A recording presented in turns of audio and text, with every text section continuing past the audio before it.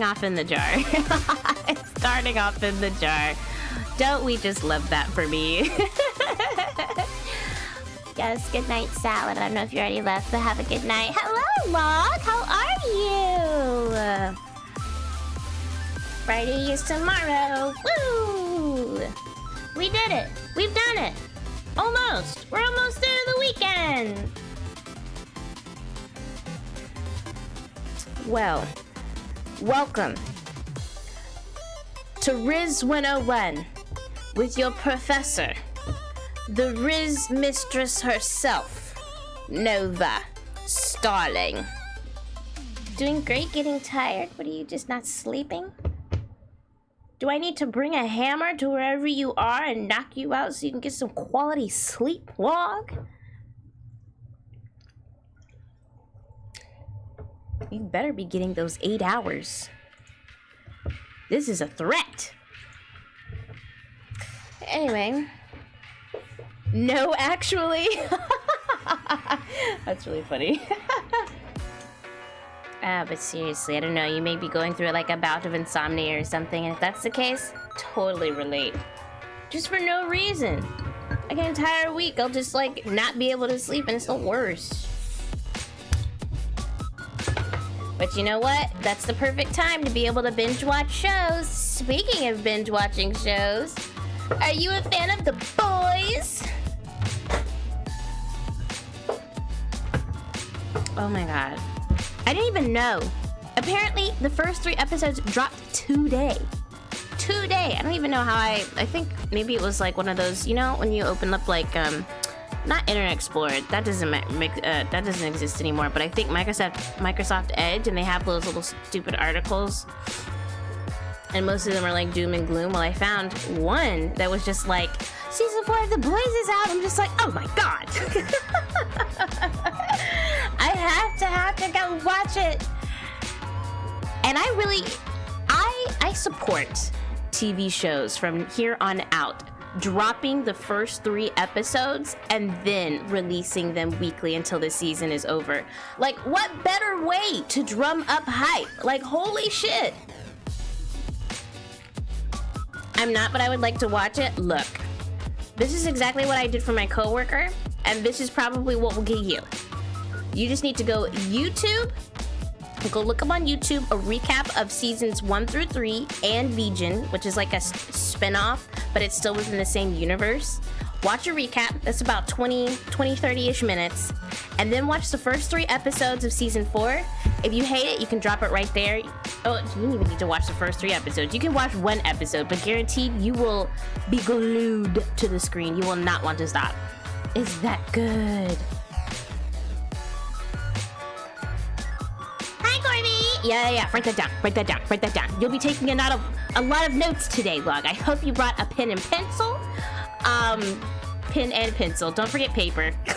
What the fuck are you gonna write it on? Corby, Nakama, how are you? Are you a fan of The Boys? Anyway, without further ado, because I did not get my Baldur's Gate 3 time in today yet, because I fell asleep. We shall be seducing the Colonel. I will take him back to my room for that boom, boom, boom, boom. And you know, teaching you a couple of lessons along the way. I can type, it's better. You're right. We're not archaic here, I guess. Also, that emote is so cute. Oh no, not Colonel Sanders. Oh yes, Colonel Sanders. Nova, why are you in a jar? Weirdo. Don't even! You know exactly why I'm in this jar. Officer Roxas! Hello! Oh, you're so kind. Thank you for freeing me from my prison. Hello, Freedom, my old friend. I get to breathe the air again. How are you all? Welcome to class. I hope you all either brought a pen, pencil, paper, or your laptop to take notes. This is Rizz 101 with Nova. All right, let's hop over. I will be showing you firsthand how to Rizz anyone. Bloop. Jesus, why is that so loud? It's about to get louder. Because I opened this earlier and I messed around with the volume. Oh, thank God. I was able to skip it. Why is it so loud? Wait, this music's actually kind of fire. Alright, that should be okay. Let me know if it's too loud though. Alright. Woo! He isn't even a real colonel! Says who? Hmm? Says who? Alright, let's go observe this fine specimen. Hopefully that's just loud enough. Lower that. I don't know why that is so loud. That's better. Alright, new game. Before we get started, tell us your name. You may call me Rizzmaster. The Rizzler. Rizz woman. Somebody stop her, am I right? Just kidding, I'm gonna keep going. He may not be, but he can be Colonel. Sunder Senpai. You sleep softly as the morning sun casts a warm glow through the window of your modest student apartment. Oh, we're a student. Oh, we like chickens. There's a chicken on my wall. And who are these? Which boy band is this? Which K-pop band is this? I'm a fake fan. Actually, I'm not even really a fan of any of them, but I do admire their work ethic, and some of the songs that I hear are on my playlist. I just couldn't tell you any of the bands. Oh wait, hold on. No, I know one.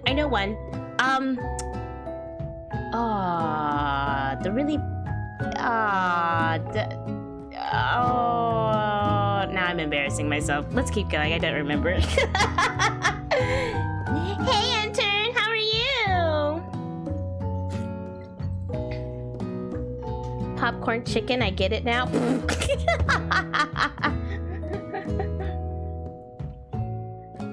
Welcome to class. Welcome to Rizz 101. I hope you've brought something to jot some notes down. The world is peaceful and serene. You could stay in the moment forever. Or you could wake up. Now! Your first day of culinary school is no time to sleep in. Smack that clock up and at 'em, throw the clock out the window, and stay in bed forever. Okay, as you all know, when Rizzing... God, that's annoying. We're throwing it outside the window. You slept through the school year and gave up on the once-in-a-lifetime opportunity to meet Colonel Sanders.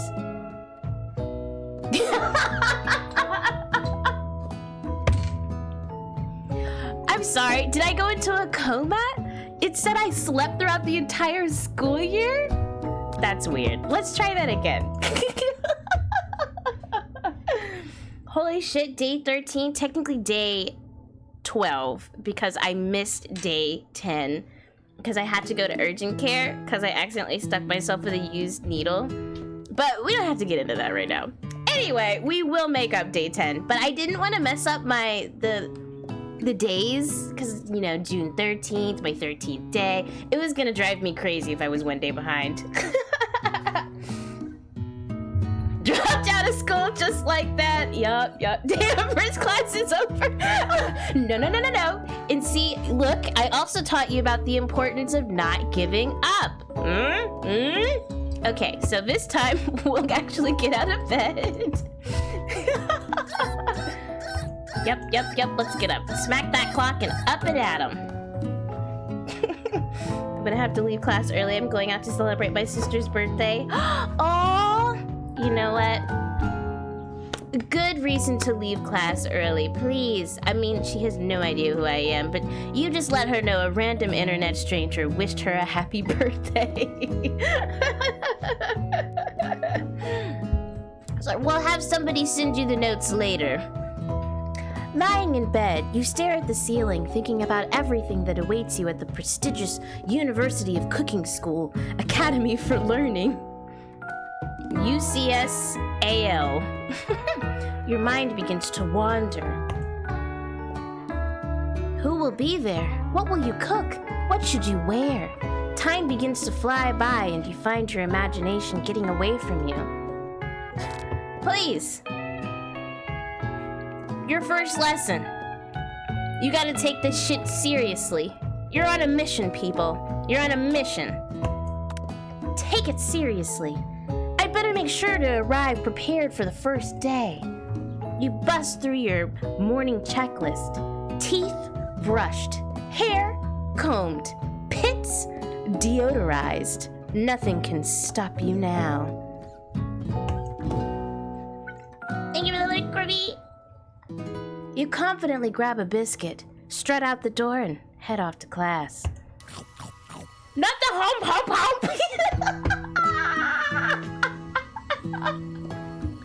Not even the nom. It's a hump.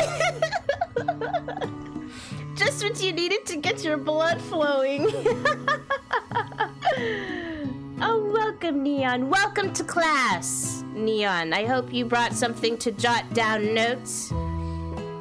If you need a pickup line to use on your next goal or whatever, your significant other or potential significant other, just let me know. That's what I'm here for. The Ristress. That's what you may call me today. Beast mode.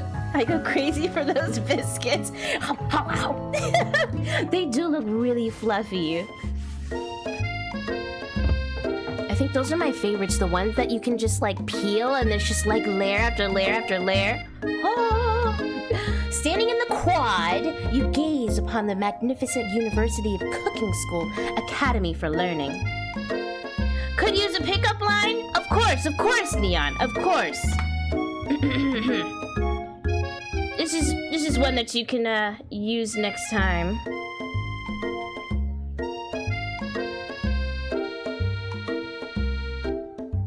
Sorry, I have to get my button ready.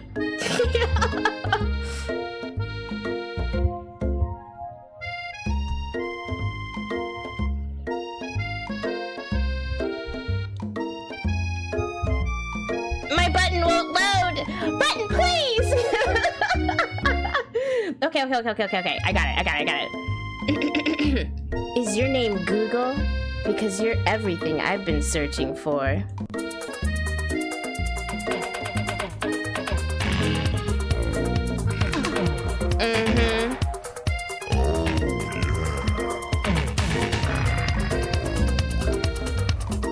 Okay, so you see what I did there? It's very important that you have an oh yeah button.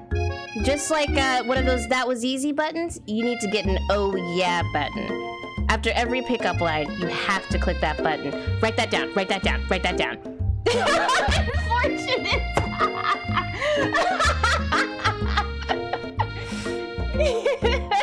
Is that gonna be on the test? Oh, you'll find out, won't you? Write that down. Here comes your lifelong best friend forever, Miriam. She's the most adorably awkward person you've ever met, and you absolutely love her for it. Good morning, Nova. Are you excited for the first day of the rest of our lives? Actually, because I sure am excited, a little nervous. Okay, a lot nervous. It's just that this morning I made breakfast for myself, but when I ate it, I couldn't taste any love in the food. What if I'm no good? What if I fail? Classic Miriam. Raised by master chef parents, she's always held herself to a very high standard. Ever since we were little babies playing together and you rescued me from that quicksand box, I have questions. It's been clear to me that you're the most loving, caring person I know. You're gonna do great. I think I'd rather burn that notebook. I guess I'm gonna fail. Officer Rock says, why? At least it'd make more impact to society. Burn than not. Neon. You don't know the gold that's in this book, okay? So Miriam's the friend that talks but never listens. I'm picking up those vibes, yeah. Well, at University of Cooking School, Academy for Learning's famous 3-day-only semesters, famous 3-day-only semesters. I'm afraid of being left behind and never catching up. Sweet girl. Miriam has always had a flair for the dramatic. This summer, she got so nervous about her first kiss that she chipped a tooth practicing on a mannequin. Should you pep talk her or change the subject to give her some relief? You know what? Let's tell her she's gonna do a great job. Remember last month when we saw that fortune teller and had our tarot cards read? The lady with the mask who gave me nightmares? I've been trying to forget. I know she looks spooky, but she was so sweet, and she told you that you were destined for great things. Remember that card with the fancy-looking tower? And that other card featuring the handsome fellow in the red suit? I've been waiting for so long to meet a handsome fellow I could call my own. And I'm sure you will soon. In no time we'll be graduating, and you'll be delighting the world with your heartfelt cooking in no time at all. Apologies, professional hater. Just how it go. Yeah, I think someone would get to do a sub. It may have been Commander. A mannequin. Look, I don't want to bring this up again, but I feel like I need to stand up for all of my people who have practiced kissing things when they were younger. And you can't tell me you didn't try and either kiss your hand or a pillow or, I guess in her case, a mannequin when you were younger. Yay or nay? Yay or nay? As you talk Miriam up, you can feel her nerves begin to ease. You know what? Maybe everything will be okay after all. And if not, at least I have these killer bangs. Can you believe I cut them myself? You can definitely believe it. I cannot believe it. Before you can get another word out, you're rudely interrupted when someone smacks your books and custom engraved measuring spoons out of your hands and onto the ground. Hey! It's Ashley. Wow, I've never seen Ashley spelled like that before. Your arch rival. She's totally evil, but you can't help but be filled with jealousy. She can get anything she wants, and she knows it. Hello, Ashley. Oh, I didn't see you there, chicken shins. You leave Nova's shins alone. They are perfectly normal shins. Ugh, you can't stand Ashley. Even her name is annoying. You know for a fact that it's actually Ashley, but she had to add extra letters to make herself feel better than everyone. Yo, okay, that reminds me of a very quick funny story. A pillow is understandable, but a mannequin, like a store mannequin, that's what it sounds like. That's what it sounds like. Mannequins have a charm to them. Bad bitches are named Ashley.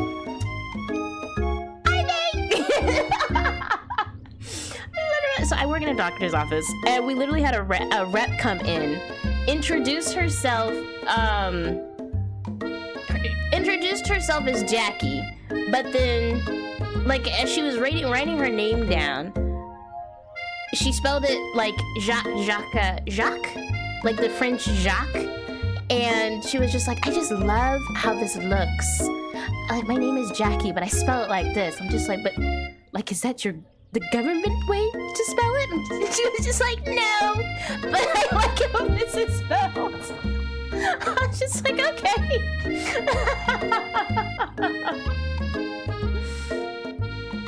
Yes, ultimately, do you. Bond, Jesus. Ashley Tisdale, that's the vibe that I'm going for her. That's what I was imagining. It's Jacques.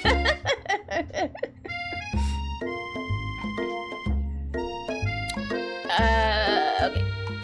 If anyone here knows what perfect shins look like, it's us. We're not gonna let you or your really weird insults get to us. Across the quad, you see Ashley's best friend, Van the Man. What? Has stopped to look at his own reflection in the mirror. His pants are so tight, you can see him casually working out his glutes while he styles his hair. No lie, they're rockin' glutes. Ahem, Van. You ring. You've never been sure what their arrangement is, but as long as you've known them, Ashley and Van have been just as close as you and Miriam, but substantially more devious.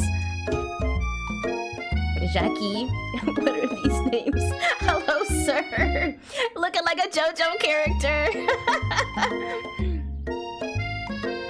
I can't believe that University of Cooking School Academy for Learning would ever allow people like you to attend as students. I know, right? You think they just hand us our diplomas now? Or maybe hire us on as professors. You amateurs could learn a lot from us. With the first day of school about to start, there's just not time to properly tell these two off, so you resist the urge. That's right, our semester's only 3 days long after all. Is Van a JoJo reference? I really feel like it is. Van needs to pass it. Let's go, Miriam. See you later, losers. As you approach the door, you see a goofy-looking kid pushing hard against the window directly next to it.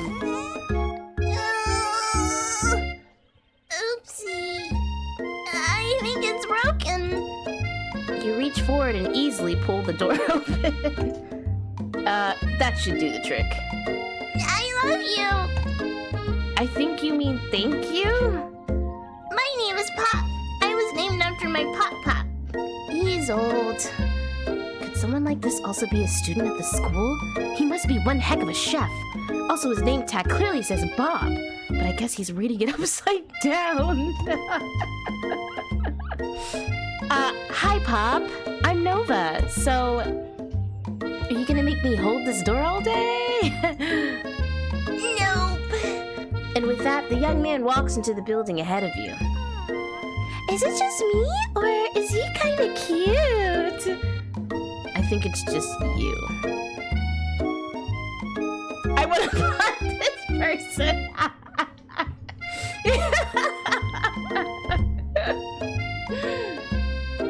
Okay, hold on. Chill, Neon, chill.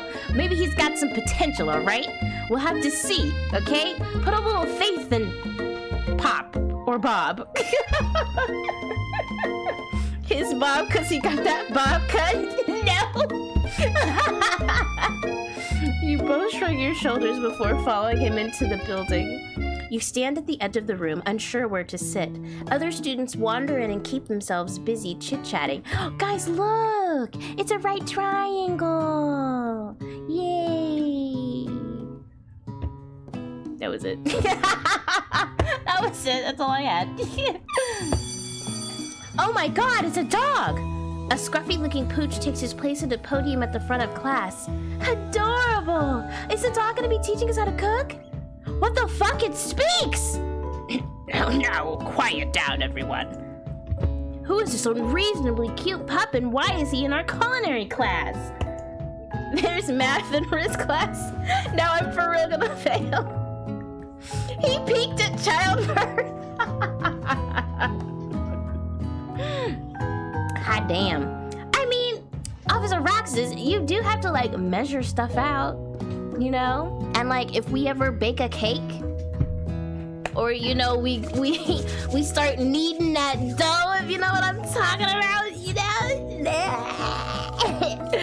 You know, you gotta keep in numbers. Time is important. Pressure is important. All of that encompasses math. So yes, there is math in a Rizz class. You must be Sprinkles, head instructor and CEO of UCSAL. Please, call me Professor Dog. I may be cute and little and fluffy, but I still demand respect. Wolf. What? A cute dog is our professor? This is the best school ever. I guess only a dog's nose is capable of picking up all the nuances of fine dining. Out of nowhere, Wind begins to rush around you as a swirl of cherry blossom petals fill the air inside the classroom. I'm chilly! Someone close the window! And then he walks in. My god, why is this giving me Twilight vibes? You're immediately swept up in the aura of this new student in his remarkable goatee. Who knew anyone could be so handsome? Time stands still. It's him! It's... If it isn't my favorite student, Harland! Colonel Sanders interrupts Sprinkles. Sorry, Professor Dog, before he can finish his sentence. Please. Okay, well, sorry. The Colonel is going to... Well, let's see. Should I... Well, it's Colonel. Okay, I think... I don't know if I can do a deep Southern accent, though. Please call me. Yes, I can. I've literally been doing it for the past... How many fucking streams for Phoenix, right? Please, call me Colonel. Colonel Sanders. Felt like you were going into uncharted waters there, Nova, with the measurements. I mean, what do you expect? It's Rizz class, okay? Welcome, Star. How are you? Welcome to Rizz 101. I am your Rizstress.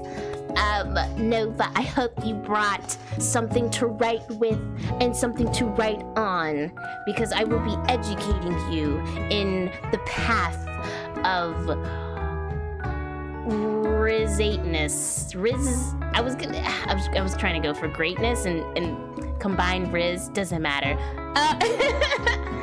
Rizz class in session, hell yeah. You can call me Colonel, but you can call me tonight. Oh, okay. Look. Keep those pickup lines coming. Bonus points on your final exam, which will be held at the end of stream. I have an exam for you all. It's only one question, and it's pass or fail. A hushed murmur rolls through the classroom as Colonel Sanders walks down the aisle of desks. Suddenly, the room is sweltering. Sweat begins to bead across your brow. You feel like everyone is looking at you, and you're not entirely wrong. And this over here must be Sweaty Sweats a lot. Maybe we should open that window back up before Faucet Pits melts into a puddle and evaporates entirely. Hold on just a second. Nobody talks to my friend like that. You two both know my name. We were in the same kindergarten class. And what is with all your really weird insults? Besides, when Nova sweats, it's not gross, it's beautiful. Look at that shimmer. We all need a friend like Miriam. She Colonel on my Sanders to like KFC? Well done. Bonus points. Hell yeah, I guess I'm getting that Rizz degree after all. Look. Miriam is an OPP. Yes. You take a moment to clean yourself up. Oh, I guess we were really sweating. So we're just cleaning up ourselves in the middle of the class while everyone is watching us? As your Rizstress, I would suggest you don't do this. Or if you are going to do it, you need to stand right next to the person that you want to intimidate the most. Exert your dominance that way. It's a good thing you didn't forget about that deodorant this morning. This classroom is hot, hot, hot. Professor Dog steps in to settle the class down and set some ground rules. Welcome to University of Cooking School, Academy for Learning, the greatest culinary academy in the world. The birthplace of culinary legends past, present, and future. Many challenges await you. There will be tears. There will be blood. There might even be really adorable tiny food. Oh, I love tiny cooking. Does anybody watch tiny cookie videos? I love them so much.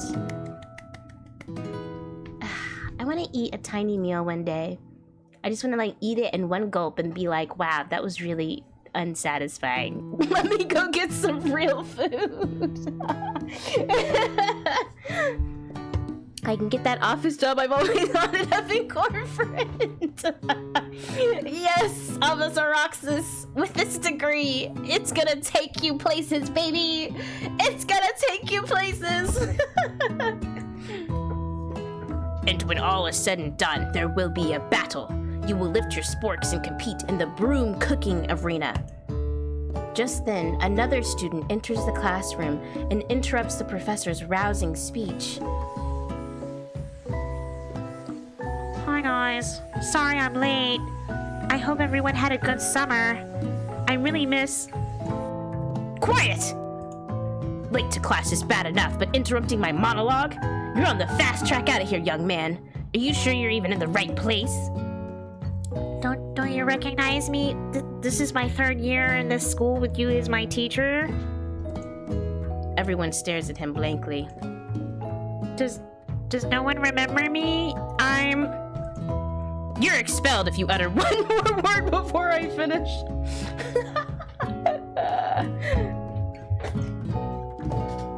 Let that be a lesson to you students that tardiness is unacceptable. Even Clank made it here on time, rolling halfway across town on his tiny wheels. You turn to see the student Sprinkles is referencing, who appears to be some sort of industrial kitchen appliance. The class bursts into laughter. Oh, Clank, you rascal. Sprinkles walks in the classroom as everyone stands in silent obedience. When he gets to you, he lifts his nose into the air and takes a deep sniff. Your diet is lacking. Based on what I'm picking up here, you definitely need a multivitamin. You should be taking better care of yourself. Oh my god, not read by the dog. Fuck. I'm just doing this class for extra credit. Neon, trust, it will change your life. So what are your weaknesses? Those blue eyes of yours? Oh! Very nice, very nice. So what are your weaknesses? Thrown out back. Skilled in a dog.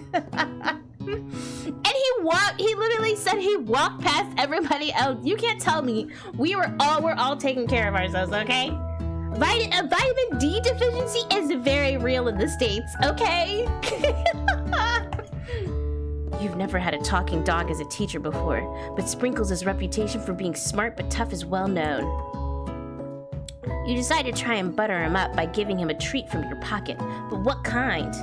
Wow, this seems not ethical. Let's see, what would he like? What do you guys think he would like? Honestly, what immediately pops into my head is probably, I feel like as a teacher of the culinary arts, he would not appreciate a beef or chicken snack. He would maybe go for the rubber ball. But what do you all think? I'll be honest, I'm missing out on some vitamin U. Oh! Yeah. Points. 5 points to Neon. Having a dog as a professor would be scary. They sense everything. I should not be leading into this bit. No, I think you should be.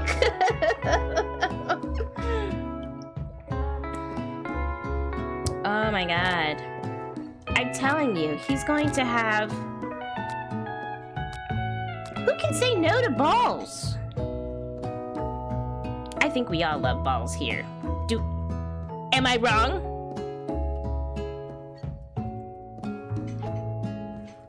And I guess I'm dating myself here, but like, you guys remember those really colorful small bouncy balls? The ones that look like you could put them in your mouth when you really shouldn't?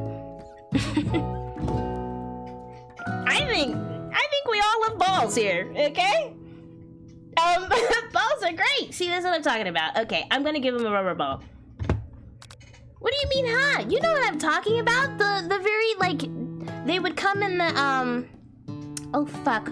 What were those, vending machine-like things? It was like the ball, you could crank the thing, and then, like, you could get, like, a capsule, and there'd be, like, a toy inside. And sometimes it was that bouncy ball. Really depends on the time of day. I know what you mean. Okay, thank you, Neon. Thank you. Alright, I'm going for rubber ball. You reach beneath your apron and return with a rubber ball in your hand. Sprinkles' eyes go wide as he locks onto it. Oh, I think he likes it. You toss the ball and he bounds after it, grabbing it in his mouth and swinging it from side to side before dropping it. The thrill passes quickly. It's not clear if that endeared you to him or not. Well, he doesn't hate us either, so it's all that matters. Ah! I know what you want from me. Sweet little bumblebee, more than just a fantasy.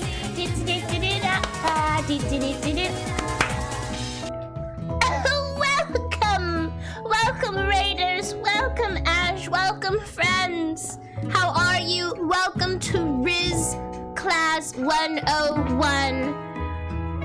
Make sure that you have something to write down. Something to write on and something to write with, because there will be a quiz at the end of this stream. It's pass or fail class.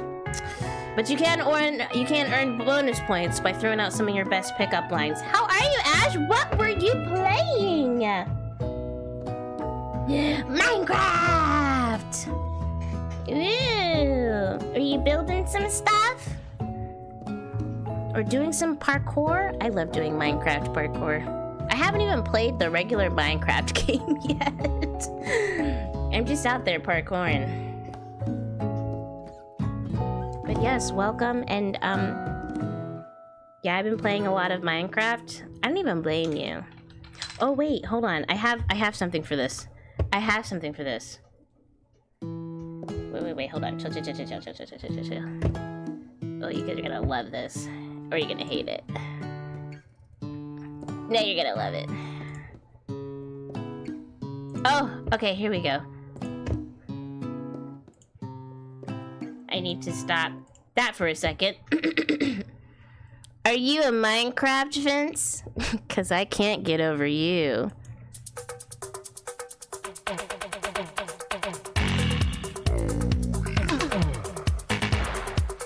Oh yeah! Oh yeah! Write that down. Write that down. Write that down.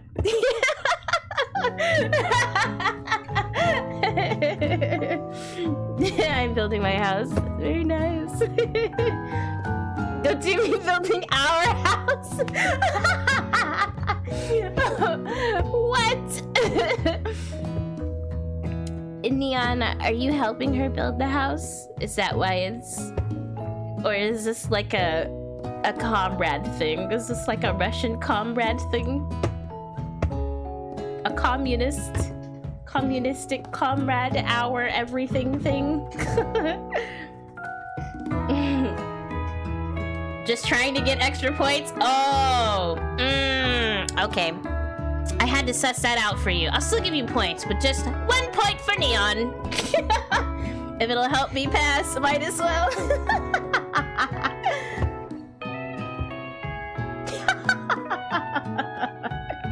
The bit is being leaned into. I appreciate it, and I love that.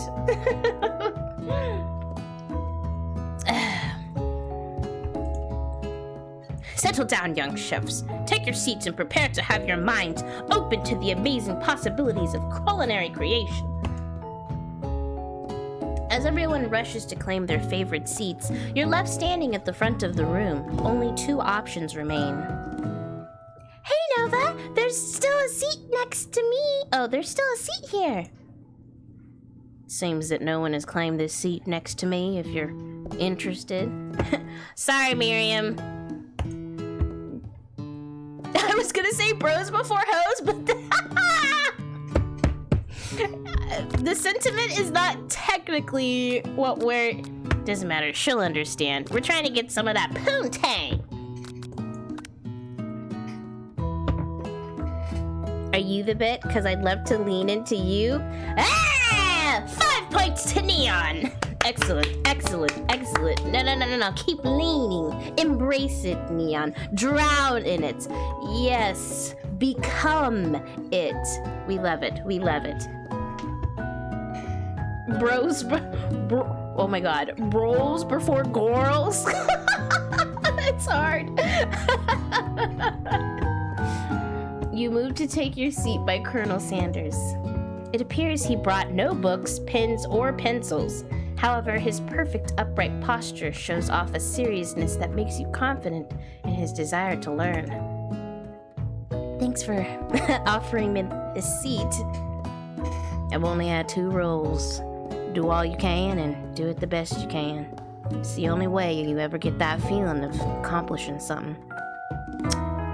Okay. That's so inspiring. You see how we complimented that? We listened, active listening, and compliment. Write that down, write that down. A little off topic if you ask me, but okay. As soon as you've settled into your seat, the professor makes an announcement. Think fast, it's time for a pop quiz. Yay, a quiz about me! Ugh. I kinda wanna punt him too now. This incredibly important and surprisingly short quiz will tell me if you are ready for life at culinary quiz school. Keep your knives sharp and your focus sharper. Here comes question number 1. If train A is traveling to point B and train B is traveling to point A, how important is it to wash your hands before cooking? Extremely. Looking at you, Pop. I want to kill that child. Jesus. Pop gonna get popped. That's right. Forest is to tree, as chicken is to feather, night vision goggles, a slam dunk.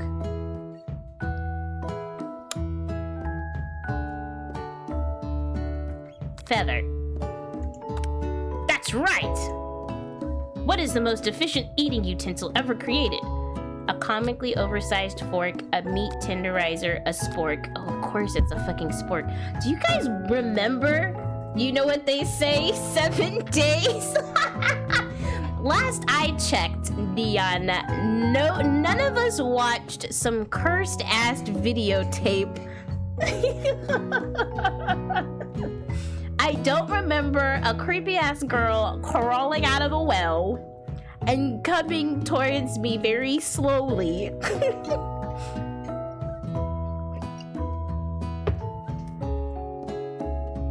When was the spork made? I feel like my everything was changed when the spork invaded. When the Fire Nation. Okay, anyway. When was it created? Creation. Oh shit! It's been around for a hot minute. 1874. I don't know why I thought it first came around when I was a little bit younger, but it's been around for a hot minute. That's right. What food is best for a broken heart? Anything as long as it is prepared with love and not too much salt. Camel meat? A pancake that looks like a silly face. Well, this one's a little more difficult.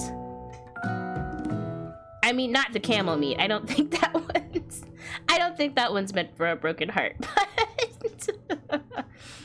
I'm kind of stuck between the first and last one.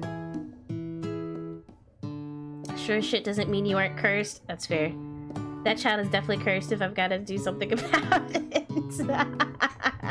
A fork was crazy enough to do it with a spoon. Yeah, they got busy. I think sports represent the descent of mankind. Wow, well they started descending a really long time ago. 1847.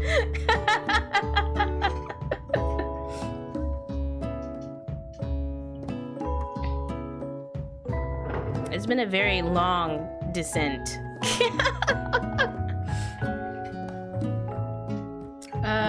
Let's see. I think a pancake with a silly face is good. But this is good too. Why should I gatekeep broken heart food, you know? I think it's anything, as long as it's prepared. Okay, but if we have a broken heart, there would be no love. So a pancake with a silly face? Did anything good happen after 1847? Didn't think so. Neon, there's a couple of things that I can name that were semi-decent. Oh my god. This pancake reminds me of her. Ooh, that one's a good one. 5 points to Officer Roxas. I'm going with a pancake that looks like a silly face. Oh shit! Oh, I was wrong. Okay, well, we can't win them all. That's another thing that you should remember. You can't win them all. Write that down, write that down. Is Sprinkles a good boy? He's a talking dog that teaches at the culinary school. He's the best boy. That's right. Your total score is... It's passing. Woohoo! Only one wrong. Not too shabby. You might just do all right, kid. You look up to see that Colonel Sanders has been watching you tally your score. He nods with approval. May I have your attention, students? Also, keep your eyes on your own paper, Colonel. Motherfucker was probably cheating off me. May I have your attention, students? I have an important announcement to make. There's a couple of bad things I could name that aren't that good either, like war. Yes, you're not wrong, Neon. There's been a lot of bad, but you know, there's also been some good. It kind of, sort of balances itself out. Sort of. Time for lunch. Wow, the cafeteria is as nice as any restaurant you've ever eaten at. It makes sense that a school dedicated to cooking would also be serious about eating. A delicious fragrance. A delicious fragrance wafts through the room and tickles the end of your nose. Your mouth waters. Do you smell that? That must be our lunch. It smells crazy good. Everyone, can I have your attention? Is it about lunch? No, I just wanted to apologize for my tardiness. You see, I was... Howdy, folks. I'd like to make an announcement. Hey, I was... It's about lunch. Everyone cheers. But I... Shh. Lunch, lunch, lunch. She said, shh. In honor of the new semester, I've prepared something special to share with everyone for lunch. That must be the smell I smelled. Indeed. That smell.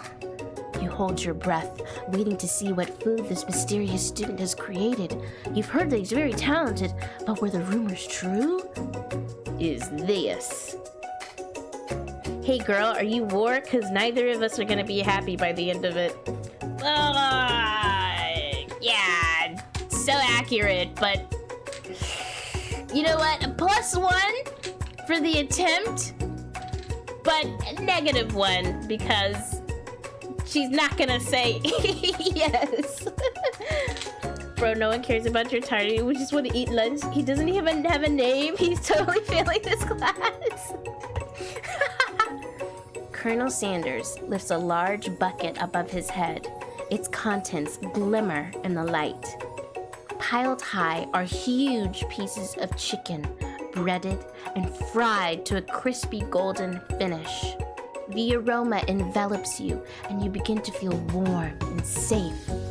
Colonel Sanders has filled a bucket with chicken? What a novel concept! Your stomach begins to grumble as if to say, stop thinking and start eating. For years, I've been developing a secret recipe for the perfect fried chicken. By my calculation, nothing less than 11 herbs and spices are required to achieve the perfect balance of flavors. You look around and notice that every other student has a pen and paper and is scribbling notes as fast as they can. But that's all I'll say about that. What? You think we want your stupid secret recipe? Oh, what? Wrong person. Might as well be upfront and honest. Hey girl, you chicken? Because I'd like you to cross the road to my place. 5 points to Neon. I swear, it's the Colonel Sprite doing this to me. You think we want your stupid secret recipe, dude? Pshaw! Nah, my dude. Nah. I'm just, drafting a last will and testament in case, one of those ingredients is, poison. Got him! He looks around nervously to see if anyone else is laughing at his sick burn. Ah! His face! You wait to see what zinger Ashley has prepared to follow up, but she suddenly takes a different approach. Yeah, and I was just like writing in my diary. Dear diary, today I smelled something beautiful. I knew at that moment that only the hands of a true gentleman could fry chicken so tender. You see her body language change from bitter and evil to sweet and innocent as she slides closer to Colonel Sanders. Oh, I hope you all just turned to a new page, and you better title it, How the Fuck to Deal with Competition. And you better write clap, clap, clap next to each word that I clapped on. She realizes that he is destined for greatness and fame with cooking skills like this. She wants him all to herself?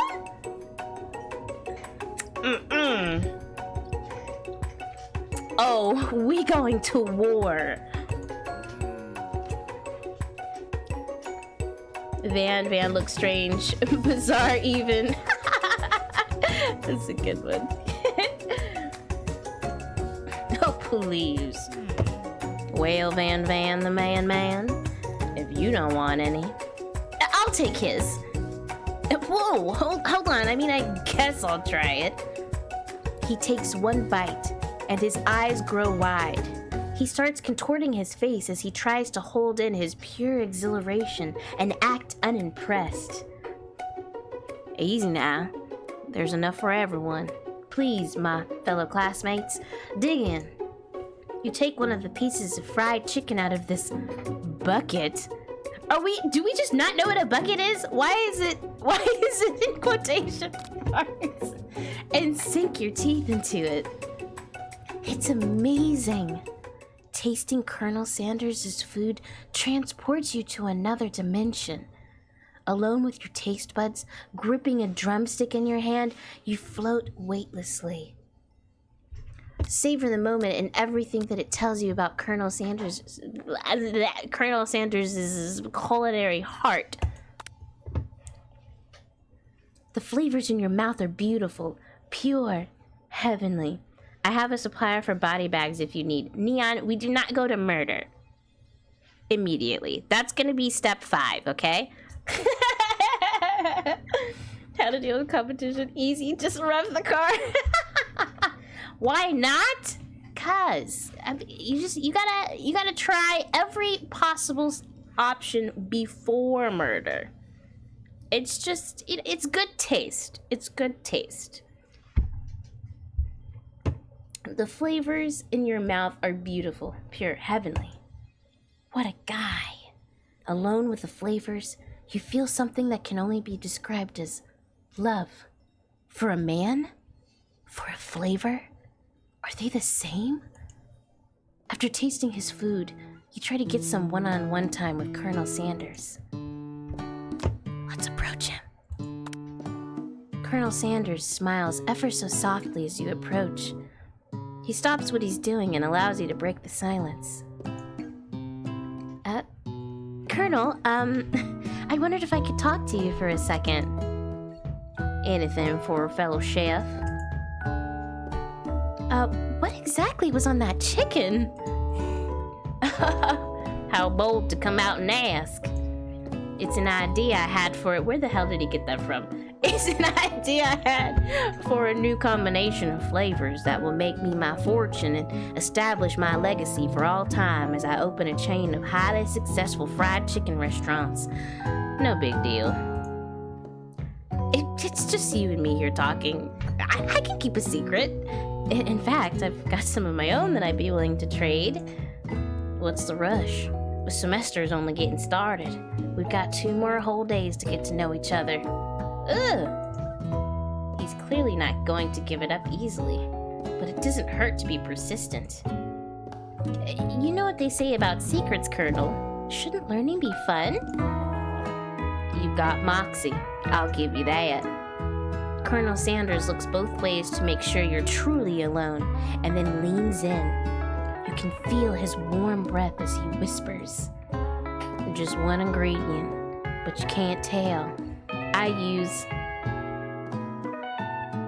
No! What the fuck is this? I use blank? Do I just not hear it? Assert your dominance, be the alpha chick. It's something my great-grandmother taught me. Not me scrolling over it to see. I treated it just like a Discord spoiler. Blank? Wow! You'd never have guessed that. In fact, you're not even sure where you'd get some if you'd searched. While you're wrapped up in that huge revelation, you notice that Colonel Sanders has disappeared. While everyone else is still in the cafeteria, you decide to look for him.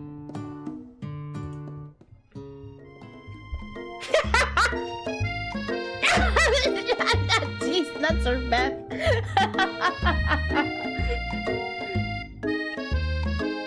Blank is honestly so underrated. It is. You find Colonel Sanders outside, standing in the quad. Oh, it's you again. Howdy. Sometimes I like to come outside and look at the school buildings. I think about how my story will continue on after I've graduated. It sounds like you have big plans. I dare say the biggest. I will leave my mark on this world. You can bet on that. Damn, look at those guns. Pow!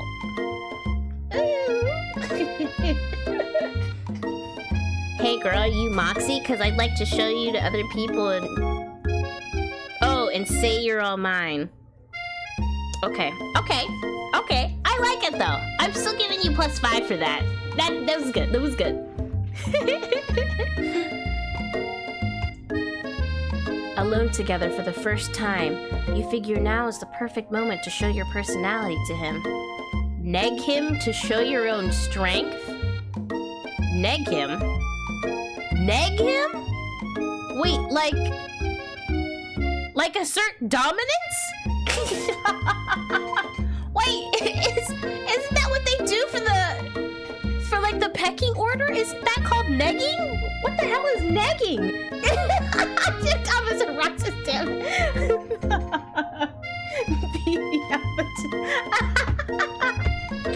We are not negging the Colonel. I'm just gonna assume this is Breaking Bad thing and the ingredient is bad.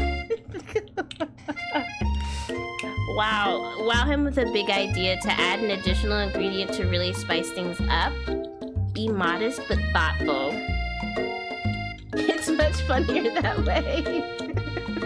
Maybe we were the ingredient all along. That's a little cannibalistic. I don't know if I can go with that star. I think I'd prefer meth over me. Okay. Let's be modest but thoughtful. I don't want to add anything to what he's already got going on. He thinks it's great. So let's just be modest but thoughtful. Well, I just wanted to tell you that I really enjoyed your food. Now you've got his attention. The flavors were complex but comforting. The interplay between salty, savory, and peppery, it was perfect. I appreciate the compliment, Nova. I'm sure you'll be a big success. I know we've only met today, but I'm starting to get the same feeling about you.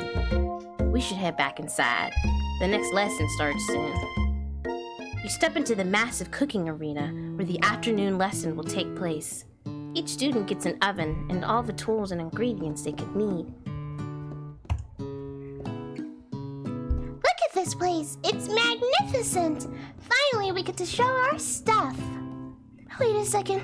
Oh no! We have to show our stuff! What if I totally blow it? You're not gonna blow anything. Except baby kisses to the crowd of fans you're gonna earn with your signature adorable tiny food creations. Welcome, students, to the cooking arena. For today's lesson, we'll be cooking with partners. Hurry up and pair off. Naturally, Miriam looks over at you, but unable to control yourself, you pounce on Colonel Sanders. Sorry, girl, Miriam. You know, we'll hook up this weekend, okay? Oh, she's crying. Hey, Colonel. Would you like to tackle this lesson as a team? A team of two, that is. Me and you, if that wasn't clear. Want to be my partner? Sure, Nova. I'll prepare our station. Without you as a partner, Miriam is left standing all alone. Two different students quickly take notice. Hello, new partner. Beep boop. Bzz. Oh my! Two potential partners? I'm so sorry, gentlemen, but I don't know who to choose. It looks like you'll have to pick for her. Friend duties can be a little awkward, but that's the price you pay for not being alone forever. Who do you want to ask to be Miriam's partner? Oh, we definitely have to go with the robot. Oh shit, but what if they win? A robot is basically guaranteed to win, right? Shit. The joy on my face, I'm going to kick Pop. I keep remembering that this is official, and I imagine the marketers had to sit down and write these. They must have had such a blast. They must have had too much fucking fun with this. That robot doesn't look like it computes anything. Ooh, robot burn. Oh my goodness. Well, I mean, wait, what if Pop is secretly like a genius in the fucking kitchen though? You know what? I'm gonna go with majority rules. Whatever majority rules, that's who I'm going for. I hope the marketers suffered actually. I think they had a great time with this.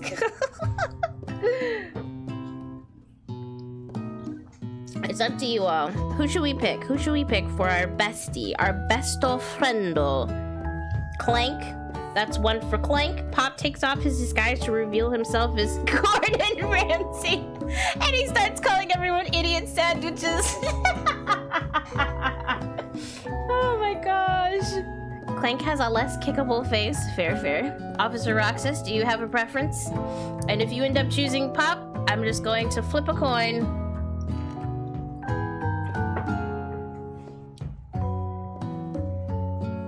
Clank. Clankly Diaz. Oh, I just realized Clank blinks. Yes, he does.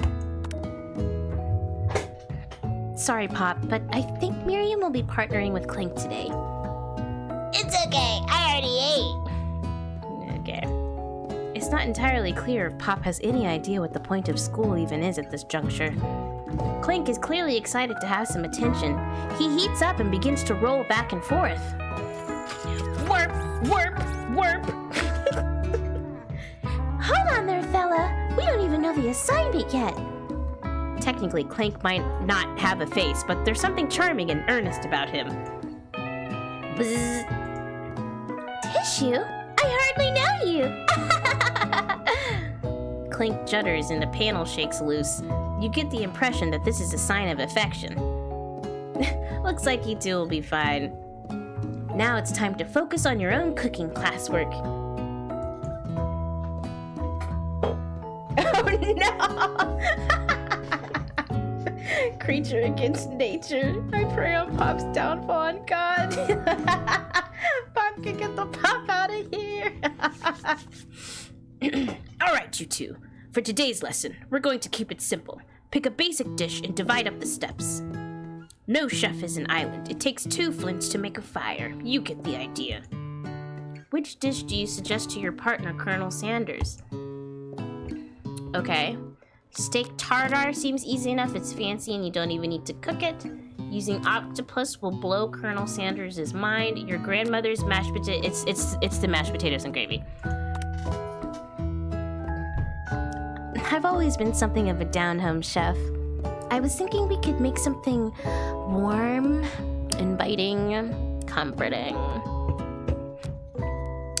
Always know a little something about whoever you're trying to pursue. Play to their likes. Write that down, write that down. Maybe mashed potatoes? And gravy? I couldn't imagine one without the other. Colonel Sanders casts a coy look at you, causing your whole face to go beet red. Embarrassed, you quickly turn away. I'll go get the potatoes. No, please, let me. Picking perfect produce is a passion of mine. Looks like things are getting pretty fresh around here. Does someone have a crush on Colonel Sanders? We're just cooking partners. Mind your own business. Ashley with 5 extra letters? Damn.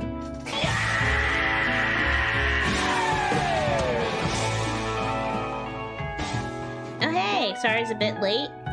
I was busy drawing the floor plan to my new house, bottom stairs. Oh no, it's no problem. Well, welcome in. Well, welcome. Well, I guess welcome back, because I did see you in the beginning. Weasing your way into his KFC menu? Look, Roxas. It's all about information. Information is power. Write that down. Write that down. Better keep your finger looking good. You're looking good. Hands up, my man. 5 points to Officer Roxas. Excellent. Excellent.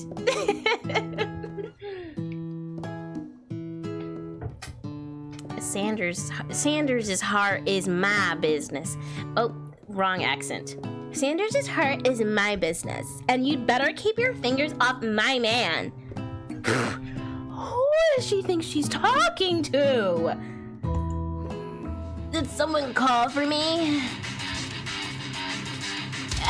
No, geez, Van Van. Well, I'm over here crushing Nova's dreams. You're supposed to be taking care of our classwork. That was a deal, remember?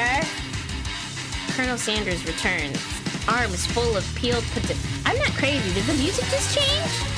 It did. Okay, I'm not crazy. He tosses them into boiling water and turns his attention to you and your old friends. Oh, howdy there, Ashley. Van Van. Are we working in a quartet instead of a duet now? It changed so suddenly. Actually, no. It looked like Nova was struggling, so we offered to give them a hand. You know how it is. These young amateur chefs need a lot of mentoring. I was gonna say, Colonel Sanders, maybe I could also teach you a thing or two about fancy food. Maybe one day you might be able to get up to my level. Doubt it.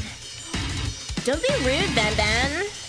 Personally, I have no doubts whatsoever about Colonel Sanders' ability to concoct creations worthy of admiration. After all, your fried chicken was quite spectacular. Feels like we're getting our 5th gym badge. Yeah, the battle hasn't even started yet. But Colonel, if you ask me, I might make a better partner for you than this thing that has positioned itself at your station. Did she just call us a thing? Oh, bitch! I'll show you something! I will show you something! And it'll be my fist and your face! Ooh! Don't you feel deep down that we cast complementary shadows? We fit together like a thigh and a drumstick. It just makes sense. Nothing about this makes any sense, but one thing is clear. She's coming for Colonel if you don't watch out. Ashley is really going at you hard. You need to ask for some backup here before things get ugly. Turn to Colonel Sanders. Hunk of hunks in your time of need. Turn to Miriam. You're forever. Turn to Colonel Sanders! I'm here learning to express myself via my cuisine, not bicker with prima donnas. Partners were chosen at the beginning of class, so let's all respect the format, okay? You turn to Colonel Sanders to confirm that you're on the same page.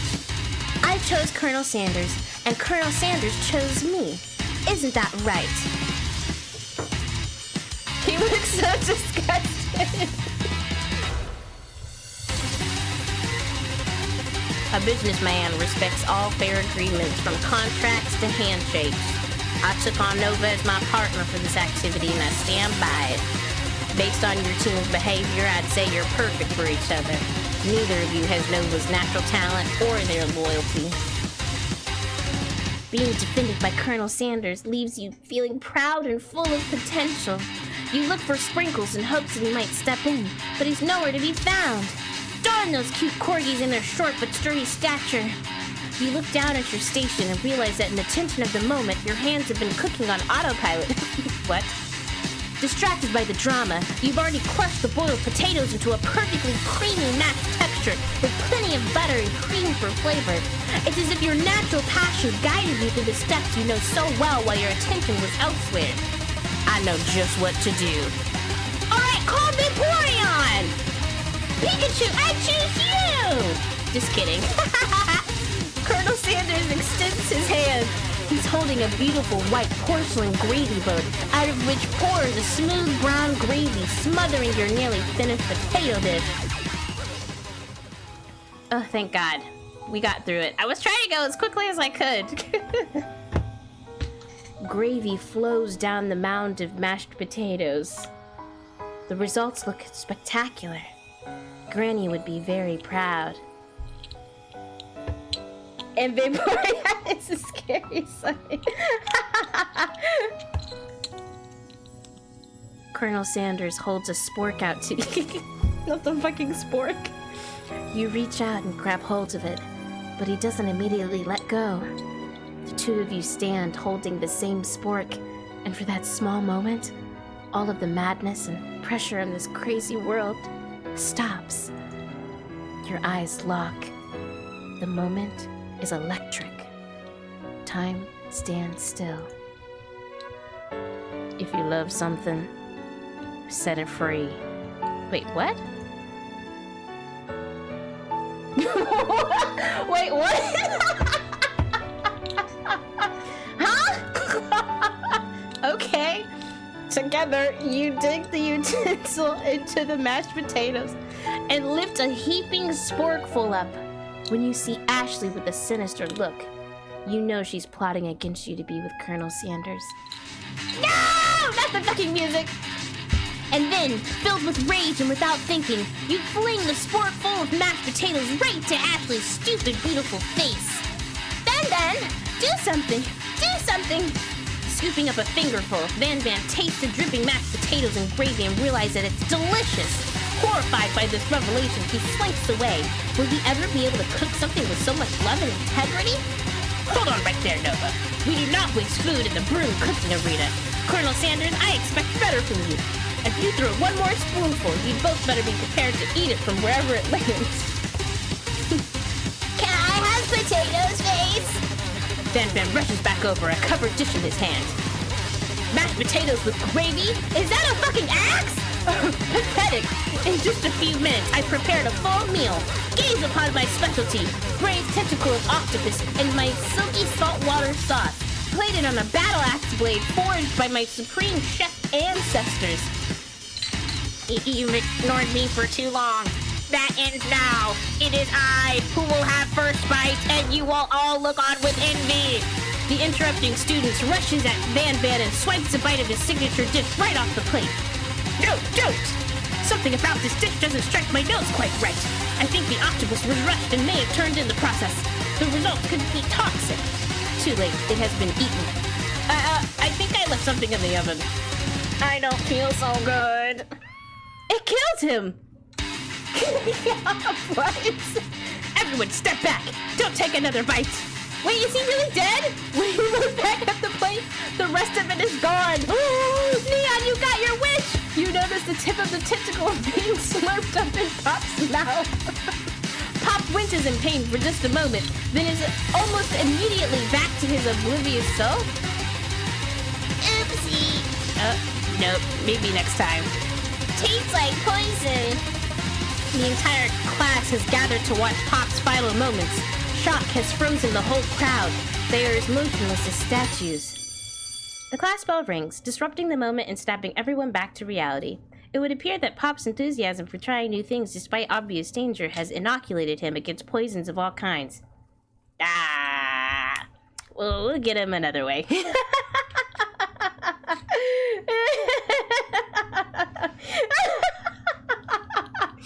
Yo.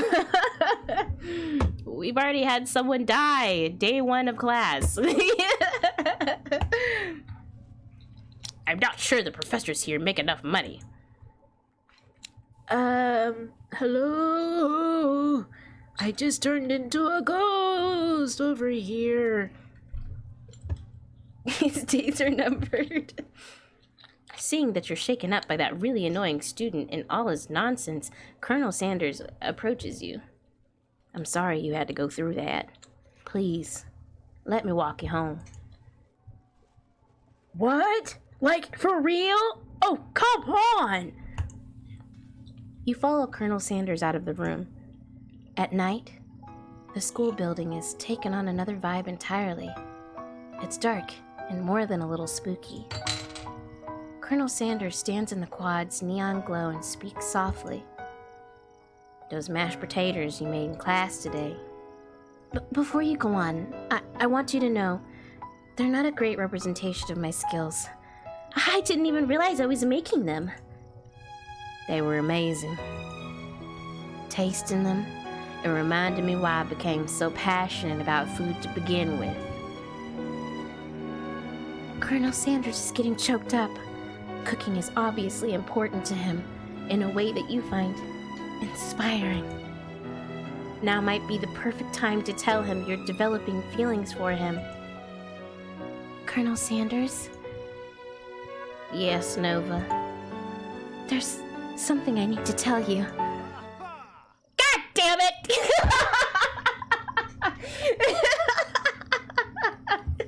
Hold it right there!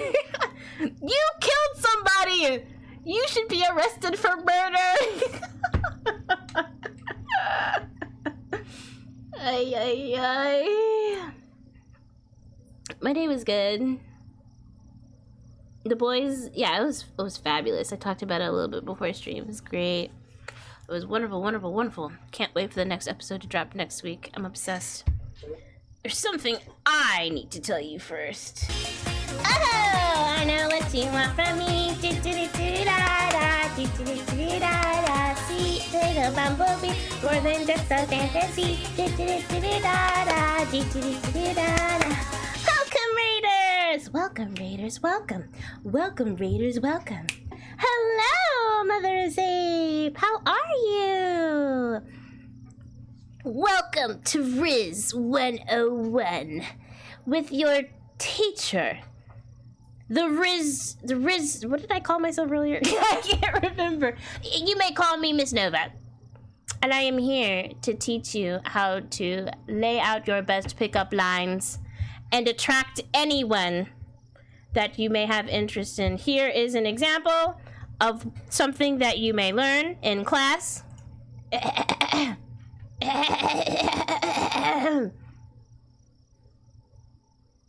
Want to touch my shirt? It's made of partner material. Oh yeah. Oh yeah. Oh yeah. You have these. You have to have the button. You have to have the button. Just like the that was easy button, you have to have the oh yeah button. Rizz teacher? Oh yeah. Oh yeah. Damn, what the fuck?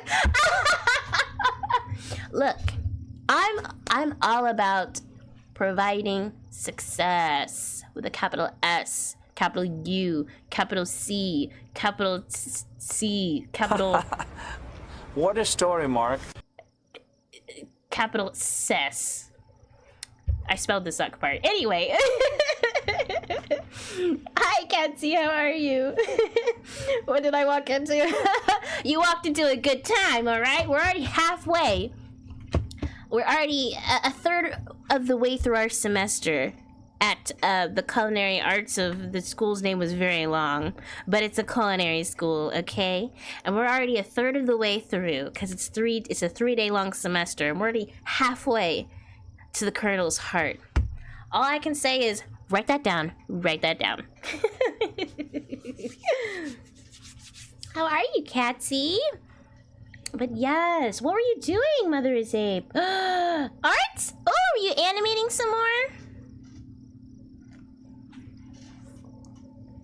We're halfway there. We are. He teared up. He was about to tell me. I was about to confess my feelings to him. Don't look at me. I just wandered in a bit ago. Well, all right, and I got sidetracked talking to my roommate. I kept hearing things that left me confused. How are y'all? That's fair. That's understandable. I'm doing great. I'm doing wonderful. I'm just out here, you know. My Rizz powers at they're over 9,000 right now. Okay, 110%. So that I'm able to call the Colonel mine. Yeah, just animation. I love it. I lurk a lot. I lurk a lot. And your work is so incredible. Yeah, I don't know if you guys have ever played this game, but this game is so much fun. It's so fucking hilarious. Highly recommend it.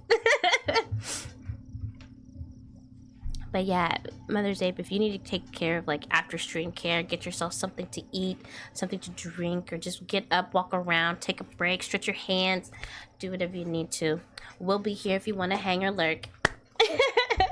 So wholesome, thank you. I want to see Rizz in action. That's what I'm talking about. Okay. Oh, jeez. Here's our JoJo-like character. Okay, I want her to bed, I suppose. Don't get too cooked in this oil. We'll try not to. You see, when I was just a boy, I had a dream that one day I would be the greatest chef the world has ever seen. Alright, calm down, Sanji. And every day since, I've been working towards that dream. Day and night, never stopping, never resting. Also lifting a lot of weights, like so many weights. We should follow our dreams with all of our hearts, that our souls may grant them like wishes floating on a shooting star. I will lurk. Okay, thank you so much for the lurk. Absolutely fried. Hey, no, you, shut up. I'm the one here to say inspirational stuff and be the star of the story. Are we forgetting that your cooking literally killed a guy? You can't prove that. I also saw you kill that guy. What was his name? Somewhere in the distance, you hear a long, sad sigh. Forget him. We're talking about me. Me. I'm the hero. What the hell is this? The sport monster is here to fight a hero. I think I left the fridge door open. Later, nerds. How dare you threaten me just as I was letting down my guard and connecting with another chef on an emotional level. Be afraid! Be very afraid of me! Because I'm a monster! See? Did we all just, like, collectively do cocaine together or something? Like, what was in those mashed potatoes? Why are we seeing this? Is he rhyming on purpose, or is that just a coincidence? But before you can discuss syntax any further, it's a turn-based fight sequence! Oh, I love turn-based fight sequences! What will you do? Definitely defend first. You decide to defend. Which defense will you choose? Trepidation. You close your eyes tight, but then open one just enough to squint and see the sport monster across the battlefield. For some reason, this makes you feel more prepared for what comes next. Sport monster goes on an attack. I knew he would. They spit hot gravy at you. You take 1 damage. Fat lot of good that defense did. Alright, let's attack. Cook with love or eat it? I guess we can eat it, right? What is it gonna do? Let's just eat it. The fire in your belly made you stronger. Sport monster is really feeling threatened by your attack. I would too if something started eating me. Sport monster focuses their mashed mind and draws in energy from Mother Earth itself. They grow larger and more intimidating. How will you respond? I feel like I should just keep eating it. Right? Oh, I can't. I have to cook it with love, I guess. Cook with love does 1 damage. Sport monster is no quitter. buffed up and ready to go, or ready to rumble, they go on the attack again. Spork Monster uses Utilitensile. You take 2 damage from the attack. If you take much more damage, you're not gonna survive the battle. Well, I'm gonna attack again. I'm gonna keep cooking with love. It's oozing cheese sauce onto the lawn of the quad. I wonder who's gonna have to clean that up. Feeling vulnerable. I'm sorry, is the Colonel going to help me? Am I the only one fighting this? Feeling vulnerable, Spork Monster prepares for its ultimate attack, Rounded Edge. Oh, thank God. Bow, villain. Your reign of terror stops here. Colonel Sanders summons the energy of 1,000 chickens. Hot Pie Power Pinch! Oh my. Hot Pie Power Pinch does 10 damage. Spork Monster is defeated. You saved me. An injured Spork Monster spews steam into the night. Wow. Spare this wretched beast.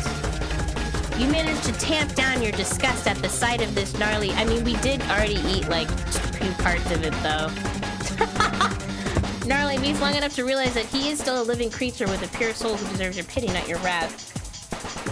Hi, Kendall, how are you? Plot twist you get with Van Van, not Colonel? We better not! He killed somebody! That man is a murderer! Wow, sports really did bring dissent. Be gone, beast! And don't you dare come back for a follow-up encounter tomorrow. I won't forget this, and I certainly won't be back like you said. The Spork Monster scuttles off into the night. The defeated monster left behind a special item. Shut the fuck up. It appears at first to be a cookbook, but upon closer inspection, it's so much more. It's a book of magic spells with a golden chicken on the cover. You open the cover and find a library card tucked inside. The last name to have signed it out is Borko. Borko. That name sounds strangely familiar. Your blood is pumping as you stand in the quiet of the night, holding the mysterious book in your hands. As you come down from your battle buzz, you realize that your final attack has left you completely depleted. The world around you begins to fade away. Without any energy to keep your eyes open, darkness overtakes you. Ah! He brought us back to our room! Wait, how does he know where we live? That's a little creepy. The image of Colonel Sanders flashes before your eyes as you fall asleep. He must have helped you get home. In your tired state, you don't know if you could have made it without him. What a guy. He's a stalker. Wow, it's feeling more and more like Twilight every single scene, ain't it? You want to thank him, but you don't have the strength to utter a single word. You feel your covers being pulled up over you as you are tucked in tightly. Good night, my Colonel. In your dream, you're together with Colonel Sanders. For some reason, Sprinkles is also there, instructing your love. Dreams are weird.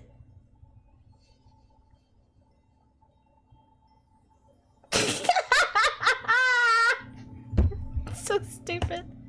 I love it. You awake on day 2 and attempt to process the wild visions you had. Were they memories or premonitions? And then there was that secret ingredient that Colonel Sanders went ahead and told you outright. Not much of a secret, huh? It's probably just because he already trusts you so much.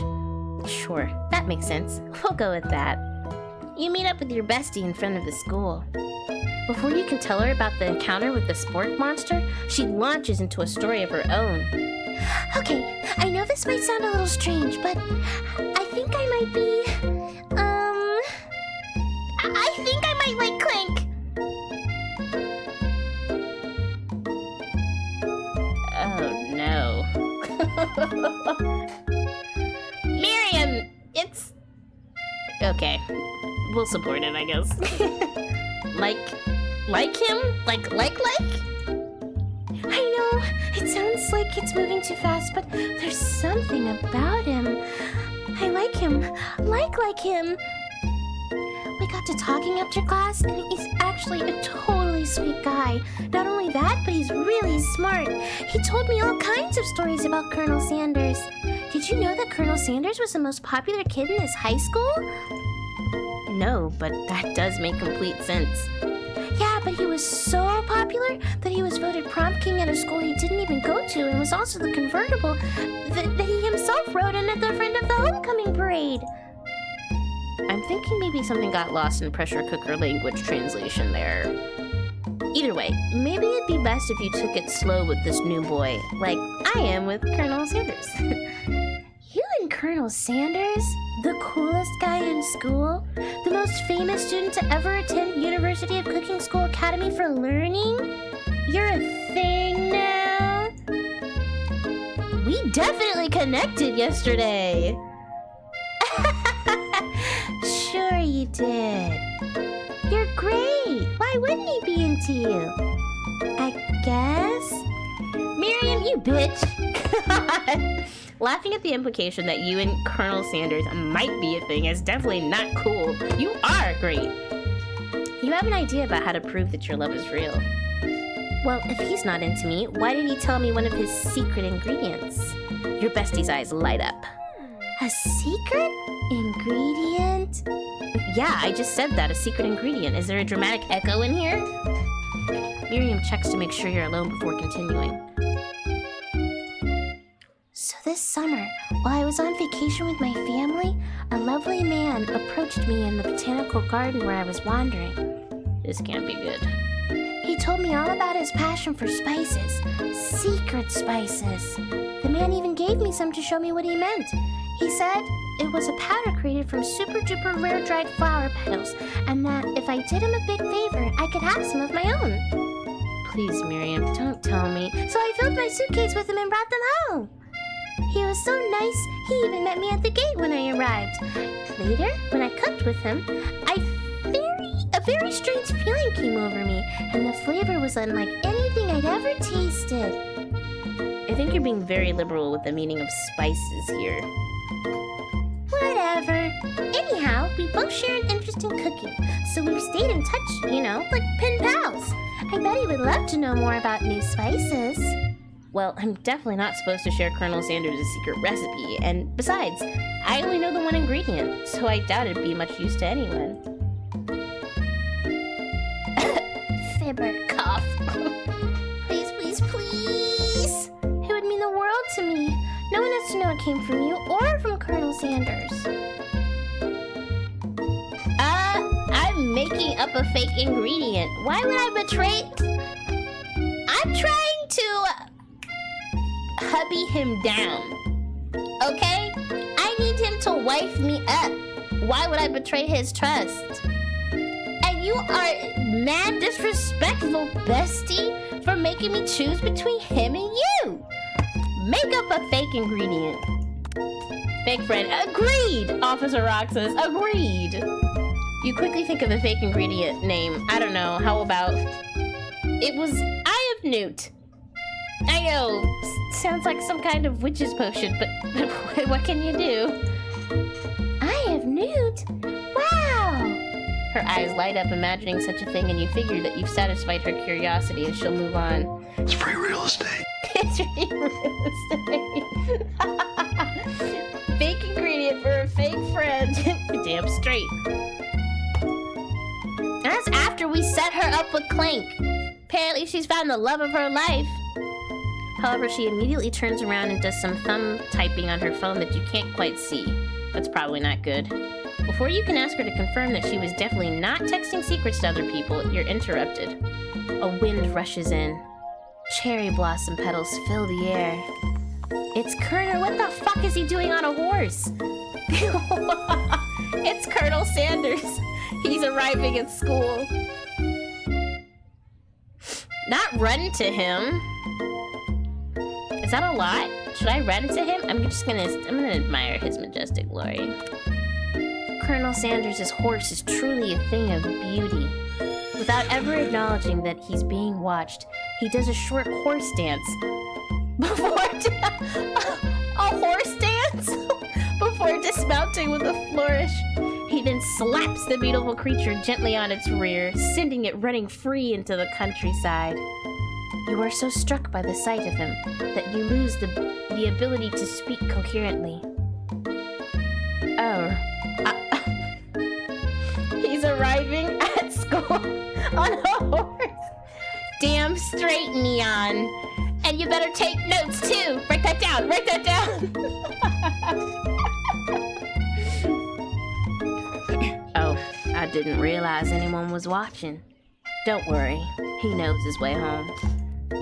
You attempt to compliment Colonel Sanders, but the words don't come out exactly right. What a horseyful beaut you have. I mean, what a horseyful beaut you have. Dang it, that's what I just said. Being a good friend, Miriam attempts to cover for you. Oh, Nova just gets really nervous around people they like. What? That is not helping. I mean, they got food poisoning and were up all night. It was gruesome. You should have seen it. She gives you a wink and a smile as if to say situation handled. Can't blame a girl for trying. And with that, Colonel Sanders disappears into the school, leaving you and Miriam to follow. When you enter the classroom, you can see your two rivals, Ashley and Van Van, are doing something bad. By the way they're hiding, you know it must be really bad. Like counterfeiting recipes bad, experimenting with restricted ingredients bad, summoning a demon bad? You try and get a peek over Van Van's hulking shoulder, but he sees you coming. Whoa there, little one. I'm not sure you're ready to handle this. I'm gonna tell him to stop acting immature. You immediately dress the rivals down for their immature behavior.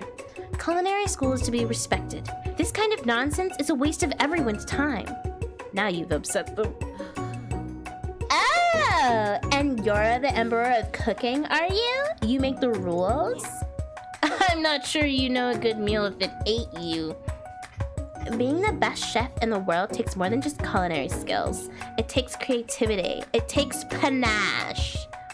And it doesn't hurt to use a little evil. You finally get a look at what it was they were hiding, and you instantly recognize it.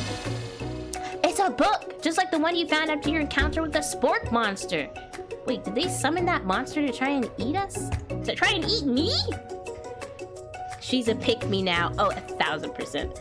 That man looks like JoJo. Yup.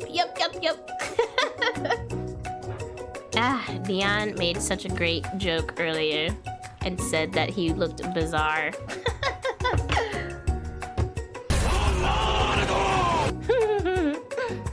That's the same book that I found last night in the quad. Ashley immediately elbows Van Van, who hides the book behind his back. I know what you're talking about. That book is a family heirloom, and its contents are secret. You notice that they haven't just been studying the book, they've got Pop pinned to the wall, and they're tossing potato skins at him as he tries to catch them in his mouth. We're playing! Before you can dig any further, you're interrupted by the arrival of more students. It's almost time for class. Beep beep. Clank must be running late. He's in such a hurry that he rolls right over Van Van's meaty foot. Hey, watch it, you bucket of bolts. You watch how you talk to him. He didn't do anything. Bzz, womp. Who do you think you're talking to? I've never heard such language, not even from a stand mixer. Womp womp. No, your mother was a stand mixer. Whir, bzz. Van Van jumps to attack Clank, but Clank shocks Van Van, sending him flying across the room. Protect me, Colonel Sanders! These crazed men are about to come to blows. I think it must be over May, but I'm not interested in either of them.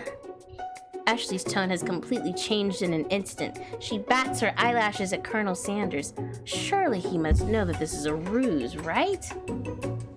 Gentlemen, get a hold of your... Oh my god, my accents are blending together. Oh, gentlemen, get a hold of yourselves. Save her for the arena at least. Or don't. Honestly, what do I care? I've got lofty career aspirations to focus on. Reading her name angers me. That's what I was saying! The funny part is, apparently her name is supposed to be spelled Ashley, A-S-H-L-E-Y, and she chose to add in these extra letters. Maybe I can help you with your business plan. Just then, Sprinkles arrives to signal the true start of the class day. He's panting, which doesn't seem that abnormal. He's a professor, but he's also a dog. Students, please, take your seats. I apologize for my late arrival. I spent the morning chasing a car all around town and my tiny legs are very, very tired. But I'm here now and I hope you're ready to learn. You try to give Sprinkles a pat on the head, but he snarls at you. Sorry. I get a little worked up if people try and pet me before I've had my morning coffee. Let that be a lesson to you. After he catches his breath, Sprinkles regains control of the classroom. Without further ado, we'll review the global history of my favorite fowl, the chicken. You want to pay attention to the lesson. Truly, you do. Which is why in 1776, at the signing of the Declaration of Independence, it was a chicken who first signed their name. Oh, what? But you can't help but daydream about Colonel Sanders, and you miss most of the important parts. When you come to, Sprinkles is holding a tray of food in front of you. Well, Nova? Naturally, this appears to you to be a sample platter. Which item do you want to sample? Oh, God. Let's do the shimmering pepper. A brightly colored pepper stands out from the other items. It sparkles in a most eye-catching way, so naturally you reach out, grab it, and eat it right away. However, your body is not prepared for the heat. The pepper has triggered an intense spice hallucination. It feels like forever as you trip through the universe. My friend, oh. This guy again?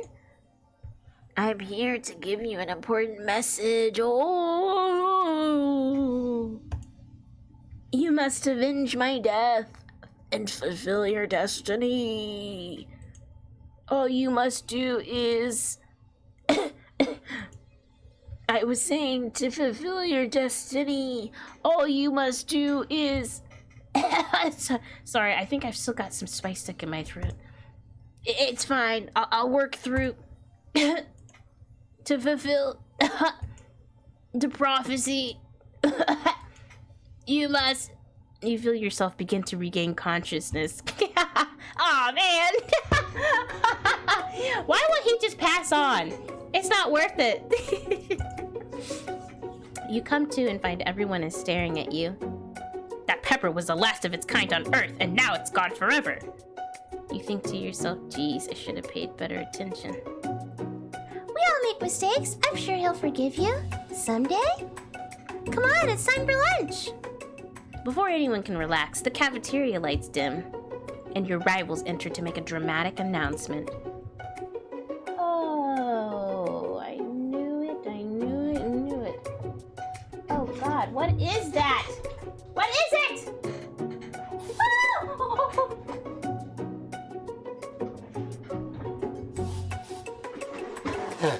Oh God. Sorry. I think it was a June bug. I couldn't get a good look at it, but it was big. Okay. Today's lunch will be prepared by a time competitive cook-off. The level of theatrics with these two is off the charts.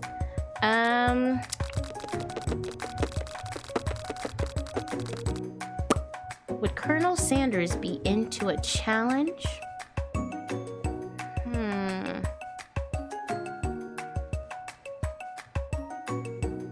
Stop wasting everyone's time. Is everything a competition with you two? Yes. Yes? Well, not with me. I'm on a personal journey to learn, to love. To learn to love? Sure, why not? But definitely not to constantly battle. Yeah, stop getting your genres crossed. Don't you have some portable monsters to capture or something? I need to eat if I'm gonna have the energy to sustain my education and pursue my dreams of being a master chef. How are any of us supposed to get anywhere if we're constantly fending off challenges from every know-it-all with an apron? Besides, I already brought my own lunch. Nova, you should have it. It will give you the energy you need to succeed. Miriam reaches out and presents a gift to you. Oh my god, it's so cute. That's her lunch, but it's so fucking cute.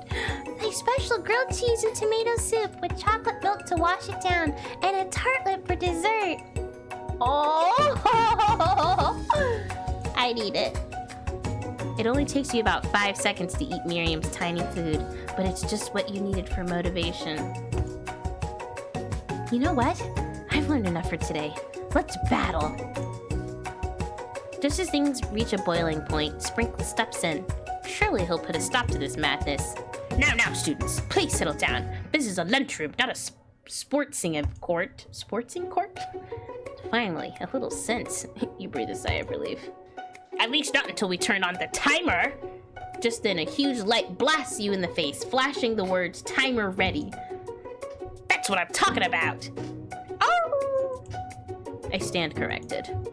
If it's a battle you want, it's a battle you'll get. My bestie can best the best of them. Best believe it. Like a diamond, I was formed under pressure, and now is my chance to shine. I will defeat you myself. You had his chicken, and you made mashed potatoes and gravy on day 1, and you're feeling like you can really impress him again here. It's time to boil some water for the potatoes. Think fast. If the timer runs down, you'll be forced to pick randomly. Oh my god, what temperature does water boil at? Oh, Jesus Christ!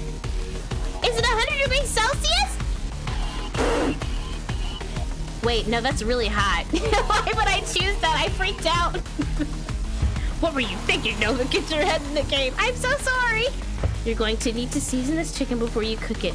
You don't know Colonel Sanders' recipe exactly, but you have an idea. How many? Okay, he said 11. That's right. You might not know all of the ingredients yet, but at least you're headed in the right direction. Nova, shut up! I got freaked out! Kendall, leave me alone! I got so freaked out! Tail wagging intensifies. Now that you've got some basic steps going. And technically, it's not even 100 degrees Fahrenheit. Isn't it supposed to be like 112? I thought that's when water boiled. 112 degrees Fahrenheit. So technically they were wrong. Now that you've got some basic steps going on, it's time to elevate your craft. What state of mind offers the most flavor? The fuck? I don't know. Gratitude? Shit. I'm begging you to get it wrong. Get it? I'm a dog. It's never the wrong time for some dog jokes. Did we learn that? Your classmates are rooting for you, but Ashley is simply stronger and faster than you. You'd better pick up the pace if you want to survive. When you were a child, your father told you to never forget where you came from. Every day you meditate on his advice and draw energy from that place. Now would be a great time to harness that energy. What? A small town where victory... What?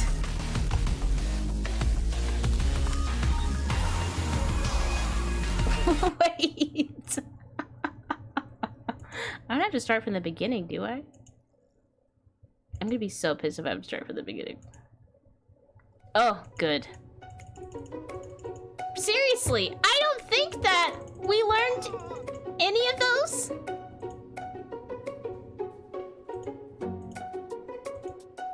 Okay. Let's try this again. Let's try this again. Oh. Oh, no. Yeah. Okay, let's try this again. Okay, 100 degrees Fahrenheit. Easy. What? Did it just say I got it wrong? Okay. So it wasn't trust. No, I did gratitude. Is it trust? Okay, well now we know it's vigilance. Next question.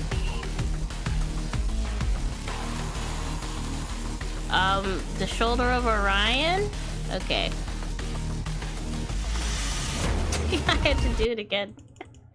Yo, what are these answers? The only thing that I definitely remember are the amount of ingredients. So what, you just have to keep getting this part wrong until you get it right? It's so stupid. I hate it.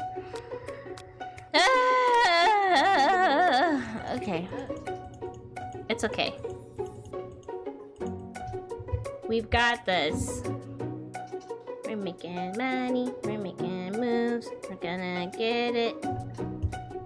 Forget the blues. We'll be smiling, we'll be eating chicken, crispy chicken, yummy, yummy chicken. Hum, hum, hum. Hum, hum, hum.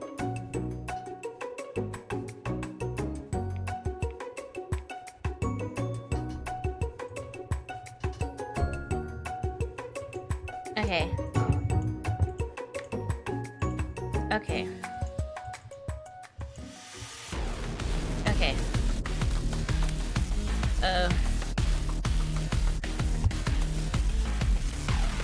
Okay, it was 11. Okay. And then... Okay, so it has to be trust. Didn't I do trust last time?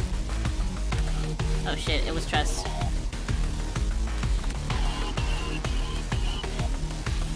Okay, it definitely has to be deep beneath the surface of the Pacific. What? What is the sound of success? I don't... Sizzling? I don't know. Oh my god. These questions are so fucking dumb. I hate them. These are so dumb.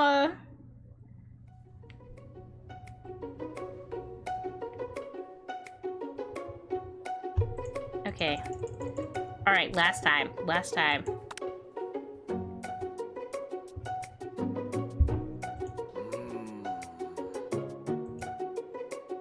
I got it this time. Trust, trust. Those other tries? Alternate universes. Just wanted to show you how it could go if we got those answers wrong. We're getting it right this time!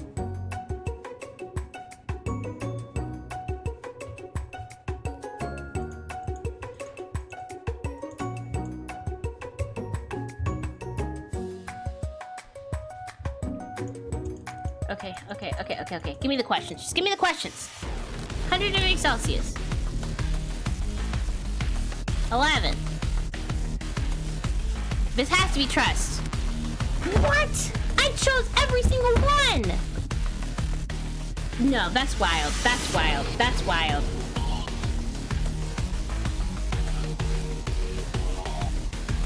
What? No, that's garbage. That's basura. This game is rigged!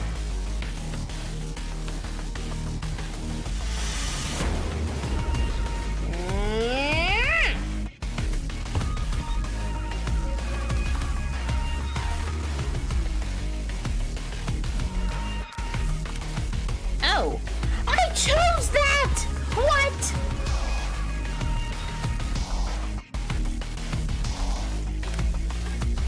Oh my god, I hate this game. I hate this game. You notice Colonel Sanders out of the corner of your eye? I believe in you, Nova. Oh, he's cheering me on! Which would be awesome, except knowing he's watching you makes you totally forget what you were doing. Now all you can think about is Colonel Sanders. How many spoonfuls of gravy would it take to... Oh no! Get your mind back into the competition. Okay, Angry Bird, shut up. You're stranded on a desert island with only one desert cookbook. Which do you take? Oh, I'm sorry. You are stranded on a desert island with only one dessert cookbook. Which do you take? What a hunk. I know, right? You know what? Shouldn't you be focused on the challenge? You're falling behind. Oh, God. What does that have to do with crafting spectacular fried chicken and delicate baked biscuits? Woof, woof. You're really struggling to keep up. At the next station over, Ashley has already begun plating elements of her dish. It's colorful and complex. To make up time, you toss your biscuit dough into a stand mixer. As you do, the crowd gasps.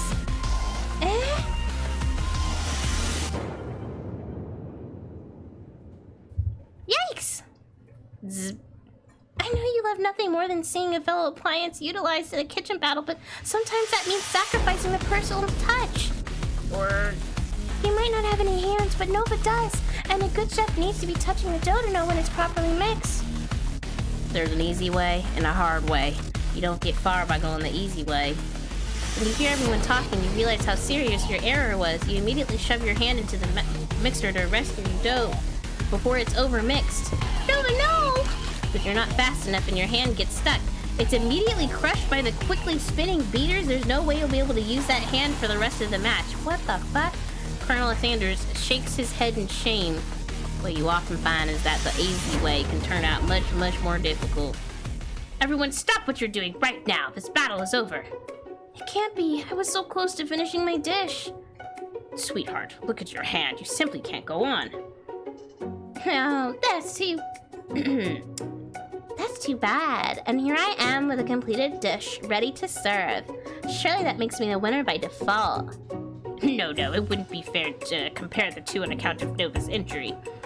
You see Sprinkles begin to lick his doggy chops as he locks onto the dish. But I suppose you should at least tell us what you prepared. Well, because I'm the sweetest, I skipped straight to dessert. Under this white chocolate dome, you'll find a wide array of delights, taking you on a journey of flavor that tastes good and tells a story of excellence.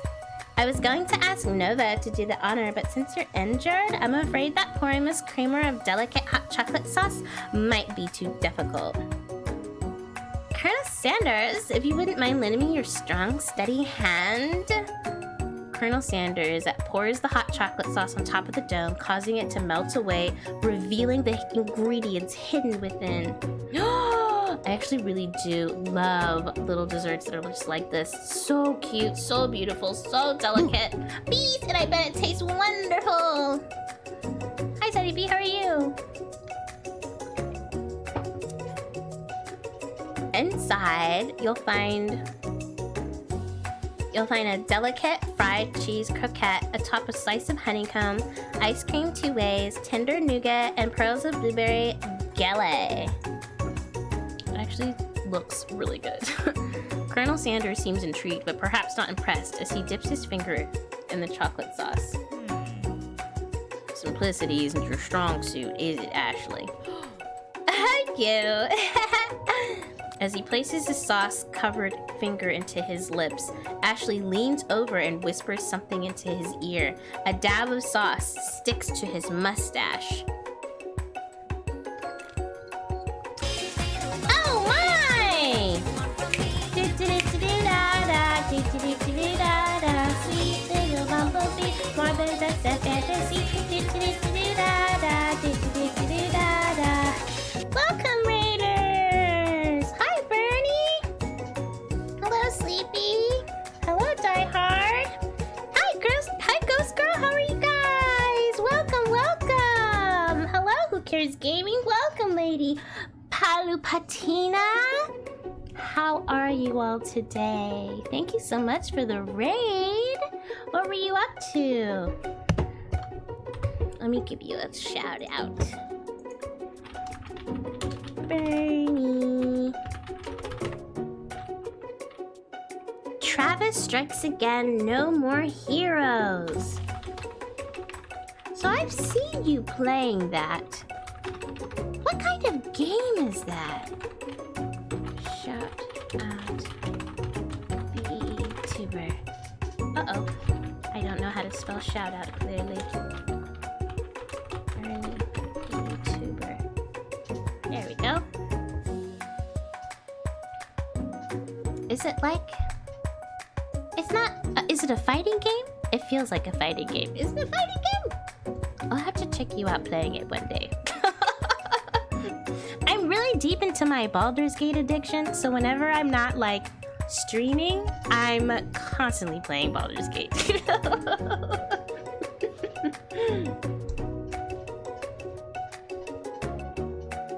It's complicated, but it's a good series overall. Okay. I'll dip into it. I'll have to take a look into it. Same Kindle. Like, look. I would from one BG3 addict to another. Just make sure that you're eating and getting enough sleep, okay? You can always play more tomorrow. And I have to constantly tell myself. A lot of fighting and stuff. Oh, okay. That seems like fun. Kind of like, okay, like a lot of fighting isn't like a Mortal Kombat fighting Or is there more of like a story to it? Open world? Or is it like 1v1? Or is it kind of like Super Smash Bros. Fighting? Hello, hello, yes, welcome! Welcome to Rizz 101 with Nova. I am your teacher, the Rizz Mistress.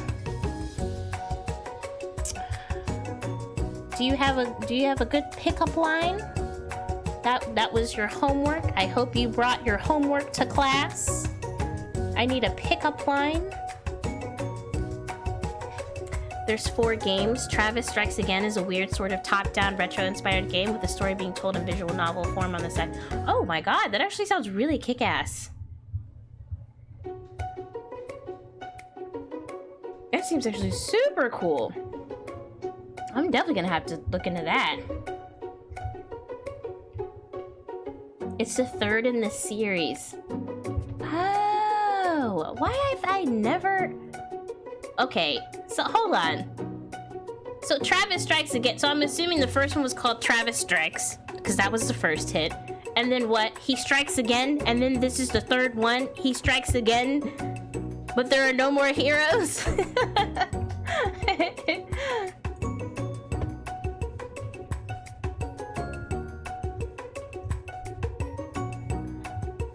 Oh, first one's called No More Heroes. Oh, okay. And what's the second one called?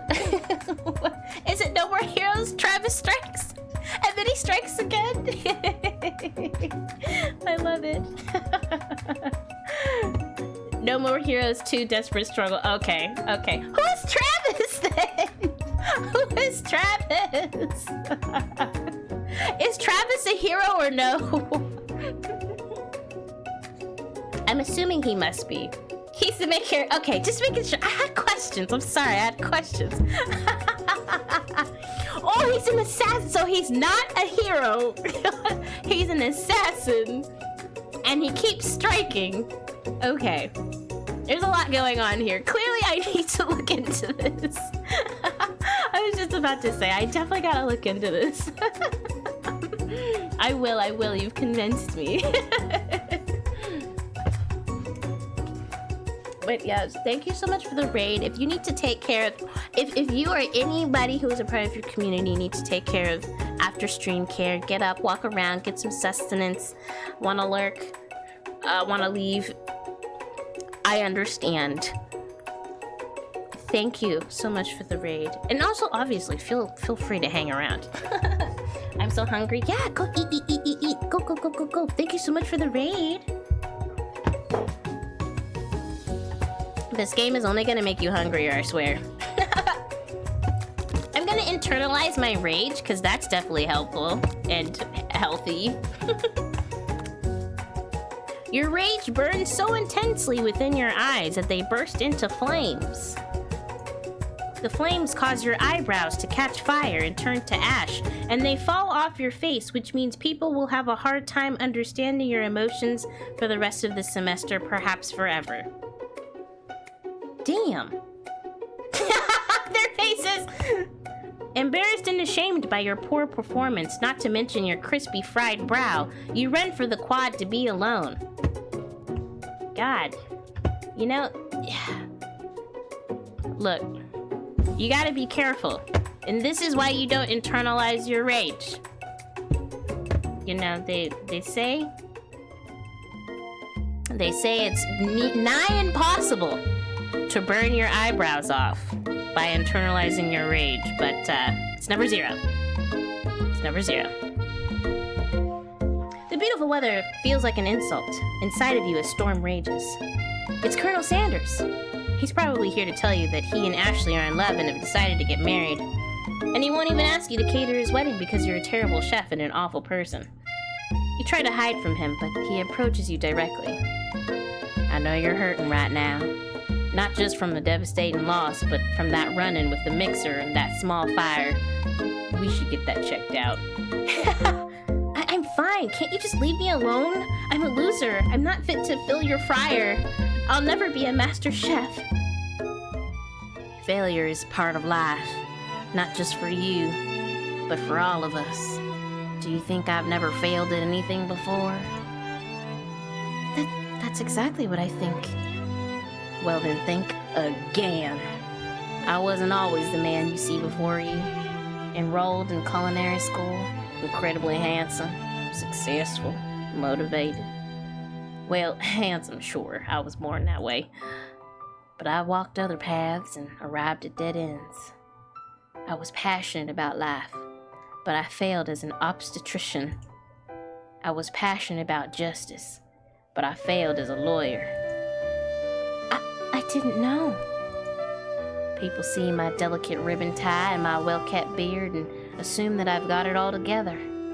Which is true now, but it hasn't always been. Sounds like this guy could really use a hug. I resolved then that I was gonna amount to something. No amount of hours, labor, or money would deter me from giving the best I had to give. As Colonel Sanders changes focus, you can see something ignite inside of him. A burning passion. One has to remember that every failure can be a stepping stone to something better. My new dream is pure. It's honest. It's something that a humble man in a crisp white suit can be proud of. I will create a new chain of chicken restaurants that will bring joy to the entire world and make up for my past misdeeds. Yay! Just as your moment grows intimate, you're interrupted by a threatening, shadowy presence. If the sport monster is back, you are kidding me! I literally spared him! Borgo? It is I. I know I said I wouldn't be back, and after the whole fight to the death thing, maybe you don't really want to see me anymore, but I just wanted to say that I was wrong to attack you, and I apologize. I know what it's like having to always look over your shoulder. Monster problems, am I right? Aw, thanks, Borgo. I'm glad there are no hard feelings. Getting jumped by a giant creature in the dark of night can really rile a person up. I also want to apologize for the way I switched right into attack mode. I know that you're strong, and cooking school can put a person under a lot of stress. I actually used to go to the school. Wait, what? I wasn't always a sport monster, you see. I don't believe it! You were human once? Well, no, I was a golden retriever, but I was still a student. Until one day, some mean kids with a magic spellbook cast a dark enchantment on me and I was forever transformed. A magic spellbook? Precisely. I had procured a copy for myself, but somewhere along the way I've lost it. If you find such a book, I beg of you, respect it. You're a powerful chef, and I shouldn't rely on such dark and evil magic. No, you should be protecting the innocent from those who would cheat them through sorcery and guile. If you need me, don't fear. I will be there. Sounds like there are some bad cooks in the kitchen of life. Nova, together I am sure we can defeat them. Come back to my hideaway and we can discuss. Ew, I think hideaway means bedroom. Ooh, a personal invite? You can't imagine. Oh, or home. That makes more sense. You can't imagine what Colonel Sanders' home must be like, but it sounds like you're about to find out. Stepping inside Sanders' home, surrounded by his things, you start to feel a special bond with him. Look at his baby picture! Bro, what? It looks like you live such an exciting life, Colonel Sanders. Every day can be an adventure if you approach it with the right attitude. Long ago, I made the decision to never stop searching, never stop working, never stop imagining. Have you been working on any new recipes of your own lately? I'm always excited to talk about food with another ambitious chef. Well, there is something.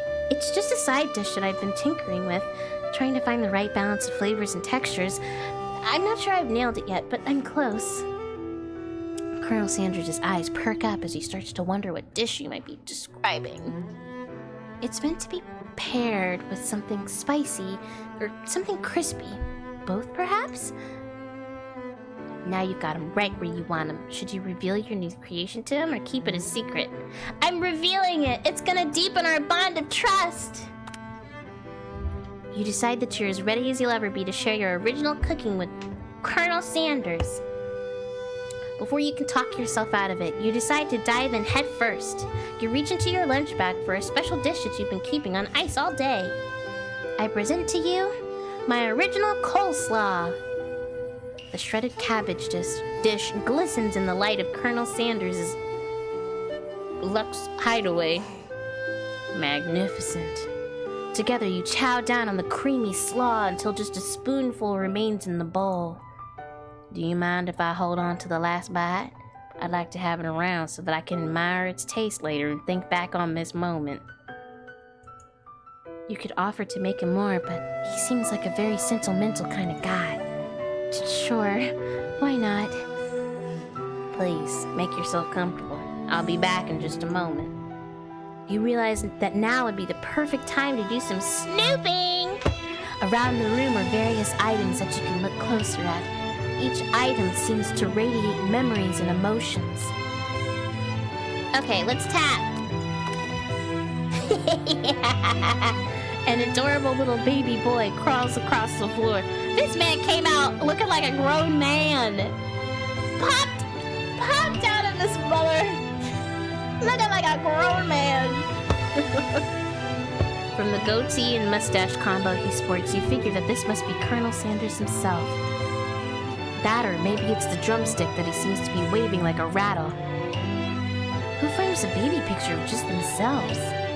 Probably the same type of person who would make their own face the logo of the company they founded, am I right? The photo appears to be Colonel Sanders, except he's an old man visiting the pyramids of Egypt? Maybe this is where he discovered one of his secret herbs and spices? One of the framed photos shows an old man who looks a bit like Colonel Sanders standing with a friend. They hold fried chicken drumsticks and appear to be cheersing them. You look closely and see that there's a short inscription. I wonder who my friend Pete is. Oh, the door is open. Oh my god, there's so much to look at! Ah! Will I have time to look at everything? I hope so! Okay. A lock of silver hair is woven through the teeth of the comb. Upon further inspection, you realize that the hair therein isn't just silvery in color, it's actually made of spun silver. Oh, shut up. A scented candle. You pick it up and try to identify the smell. Power tool? Freshly starched collar? Piece of wood floating in a lake? Hi, Lovebug, how are you? Summer of '69? Yeah. No, it's one of the secret recipe ingredients. It's blank. Is this the KFC dating sim? It is! 69? Yeah, nice. Why are you up right now? Isn't it like 3 a.m. for you? You take a closer look at a large urn sitting on a nearby pedestal. There's a plaque on it. It's dusty, but when you wipe it off, you can read the inscription. It says, Here lie the ashes of all my past careers and business failures. Poor guy. I don't think you know this, Nova, but I am a bit sus. I think I do know that. I know, shocker, but I am not say so. I am not surprised. What sleep? It's 5 p.m.? That's a lie. You are ahead of me. You are ahead of me. If anything, it's 5 a.m. It's 5 a.m., isn't it? It's not 5 p.m. It's 5 a.m. right now. Huh? You notice a very realistic stuffed chicken sitting on a corner table. When you pick it up, you realize it isn't just realistic, it's real. Wait, this is a chicken? Like taxidermy, okay. Taxidermy must have been important to Colonel Sanders when it was alive. A little note clipped to the chicken's foot reads, "The true state bird of the great state of Kentucky." Welcome to the future. Guess I need something to hold me down in bed so I can sleep. Wink, wink. Love! Love, you are so naughty.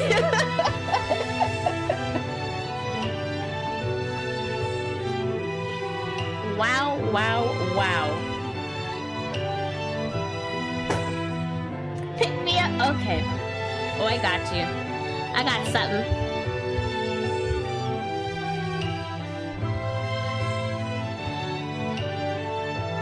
Hold on. I have to get my button. The button is the best and most important part.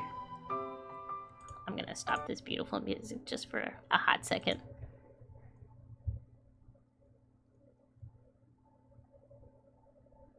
Where'd my button go? There's my button.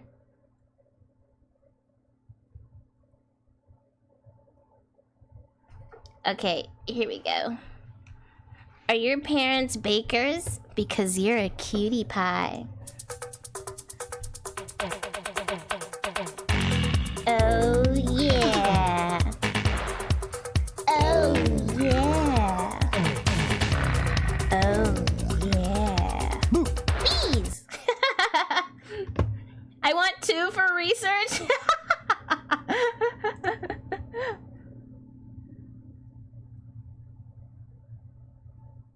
Oh, okay. Another one.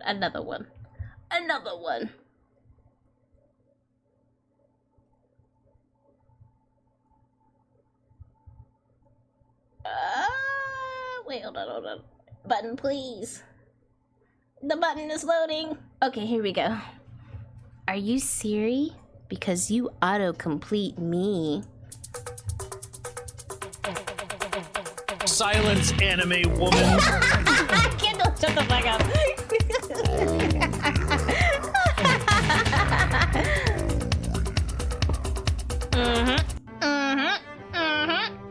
Is it the fire or is it getting hot in here?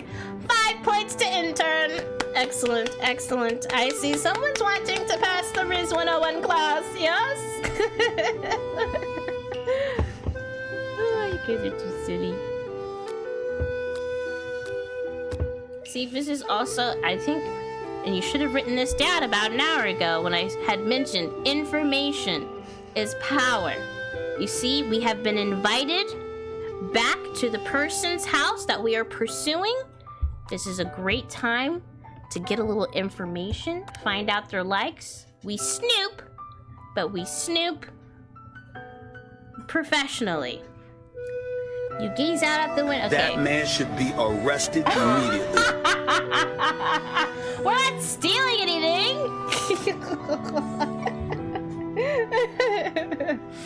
There is one I recently used to make someone melt. I asked them what their favorite food was, and when they responded, I hit them with the good. Now I know what to get for our date. Ooh, that one's good. Okay, no, I actually have another good one. You can go up to them, and you can be like, hey, do you have any advice on just how to approach people, like, that you're interested in? And they'll probably say, like, I want to say like 99% of the time they'll be like, oh, just go up and talk to them, just introduce yourself. And then that's when you be like, hey, my name's blank blank. Except you put your name there. don't call yourself blank blank.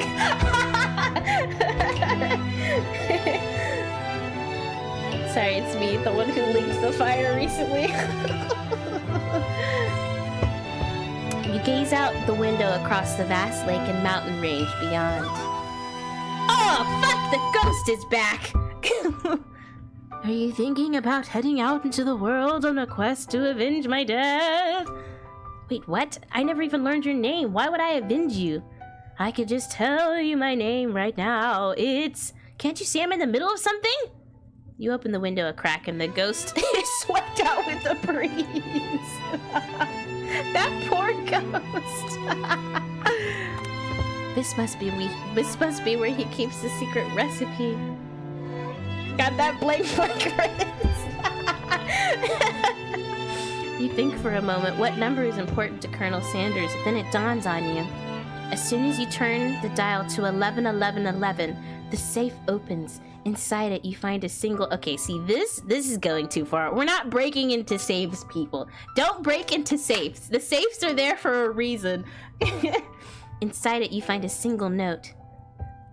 Can chicken be prepared sashimi style? Why is this in a safe? Maybe I'm just too... He's stealing! He's stealing! He's stealing! He's stealing! ghost. No, that ghost was killed by another student. he ate food and it was poisoned. He was poisoned to death. Nobody even knows his name. You open the door. Oh my god, it's his closet. Oh, I thought this was... Okay, I didn't know what this was, but this feels weird. We shouldn't be in his closet like this. Why is his closet downstairs? Or is this like a coat closet? Though she responded with something I didn't expect. She said it could be you, but I'll save you for dessert. Ooh. I died, but I read that I blushed so hard screaming. Oh, love bug. He ate. You open the door to Colonel Sanders' closet and find a row of his signature white suits hanging within. You take one off its hanger and try it on? Oh my god, no.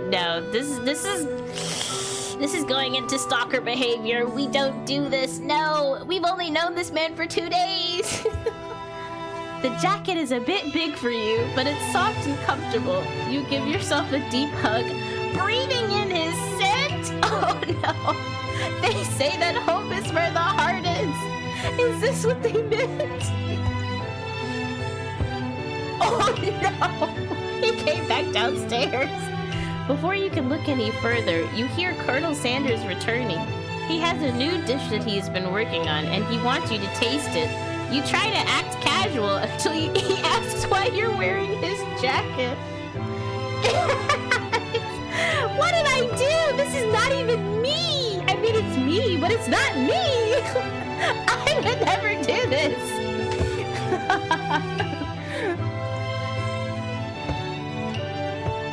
Anything for the secret herbs and spices. Next time I'll hit her with a will you be the eco-friendly wood veneer to my galvanized square steel. 5 points to love. We love it. I support it. Oh, look at you. My little Rizzlings. You're growing up so fast. I don't usually loan those out, but I must say it does look good on you. Oh crap, the jacket. You forgot to take it off. Wow. Should I make a big move? It's only been the 2nd day. I feel like it's so forward. Should I fess up and tell the truth? He seems like someone who would like the truth. Little Timmy. I got you. Let me dip into my spicier pickup lines.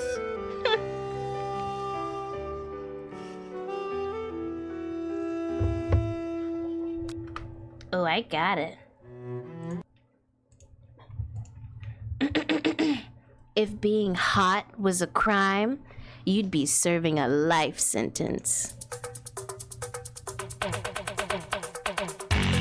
Oh yeah. Oh yeah. Oh yes. She's gotta get behind that illegal extension. Right. Okay. Oh, I'm so nervous. I don't want to screw it up. I should just tell him the truth. Just be open. I think I've developed feelings for you. Oh, he liked that. You can tell he liked that because of the flowers that came from his body. I don't know where they came from, but they came, okay? Oh, they came, they saw it, I'm conquering, yay! This causes me pain. No, but please don't ever go that low again. Oh, how rude! I don't have a very wide range. Intern, why does this cause you pain? You should be writing this down. Write that down. I might be developing feelings for you too, but I'm concerned. I can't let anything get in the way of my dreams. Overwhelmed, you take off the jacket and run for the door. But the thought of leaving Colonel in the midst of such an emotional breakthrough gives you pause. You stop yourself. Colonel? Yes, Nova. I honestly think this may be the beginning of something wonderful. I think you're right. We should take things slow. You talk late into the night and drift off into a slumber. Dream sequence! Stupid.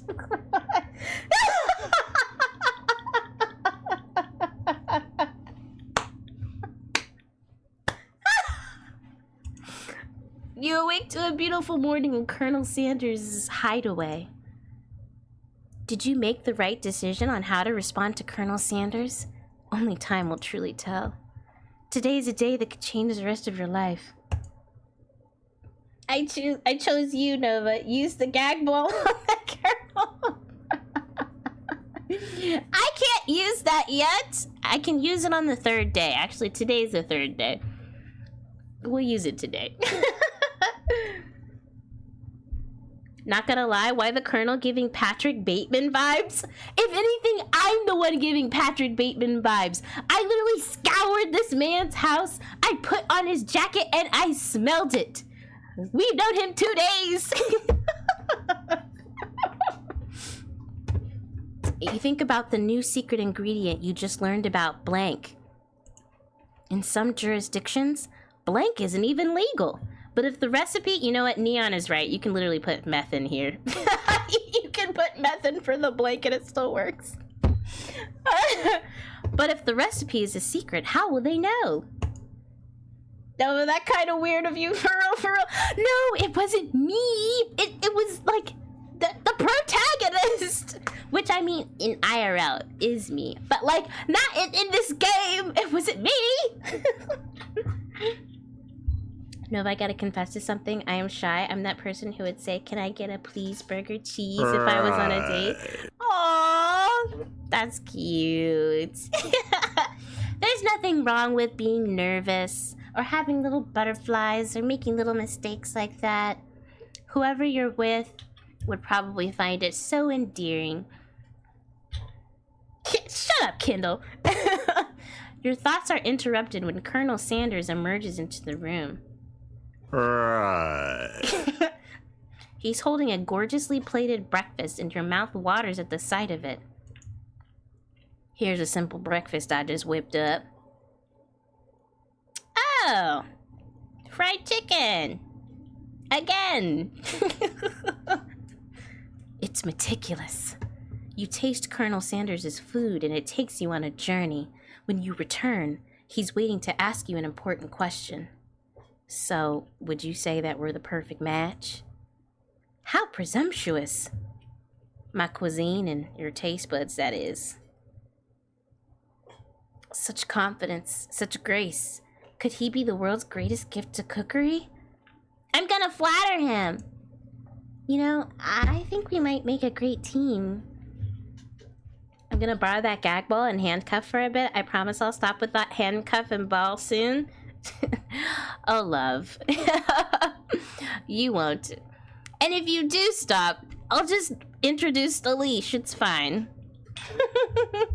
Thank you for the lurk. Have a good night. I'm hoping you can get some sleep. A single tear begins to pool in the corner of his eye as he gazes out the window. And with the right business partner, I know I can't fail. Business partner? Could he be talking to you? It's all happening so quickly. Overcome with emotion and confused by your feelings, you're on the verge of tears. Unable to speak, the only answer you can find is to run out the door and get home. That's weird. You're just gonna run out the door and not say anything? Okay.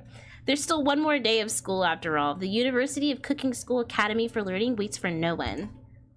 I'm already familiar with the leash? Okay. Okay. And a paddle? What about the cat o' nine tails? Look, I got a whole list. You get home to find something very surprising. Your best friend is there waiting for you. Where have you been? Because I had one heck of a night. I've been desperate to talk to you about it, but I couldn't find you. I got worried that something had happened to you. It's okay. I was just But now that it turns out you're fine, I can finally get you up to speed on the saga of Miriam. Sure, but you will not believe what happened to me after school yesterday. I went on a date.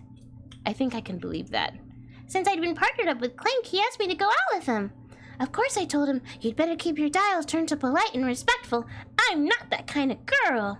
But he was just interested in spending some one-on-one time together and getting to know me, so I said, yeah, sure, I can get to know the little metallic guy. Long story short, he took me skydiving with his friends, but things quickly spiraled out of control. Did she just say skydiving? As if that's a typical first date to go on with a talking pressure cooker. And now I'm not really sure where we stand. You don't give Miriam time to tell her whole story, however. Bottling up the details of your own night is just too much to bear. And I went on a date too, back to Colonel Sanders' house, where I spent the night with him. You what? Nothing happened, but the emotional connection... Wowzers.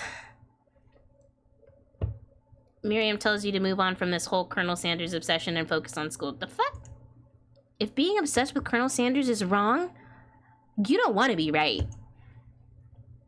Not those, just a leash. My ex used to put a damn leash on my PNG on stream. Hey, yo! Hey, bees!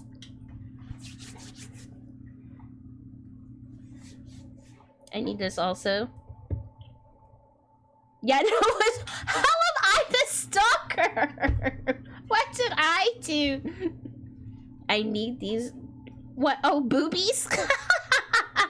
That's funny. Wait, I'm dumb. My brain thought it was the best, so I'm dumb. You are not dumb. You're tired. Go to sleep, love. After a short argument, you both agree to go your separate ways. When you arrive at school, you encounter your rivals in the quad. Oh, yes, the student who still hasn't been put away for murder. And his lackey. You can tell from a distance that they're picking on Pop, though he himself might not grasp that fact. Well, I need those too. Is that a JoJo character? I do believe he is JoJo inspired.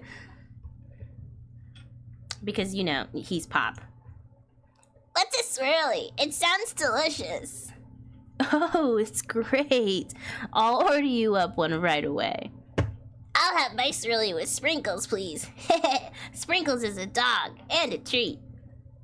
Yeah, you can get your swirly dip too. Why don't you pick on someone your own size? Because I'm literally the biggest person at this school?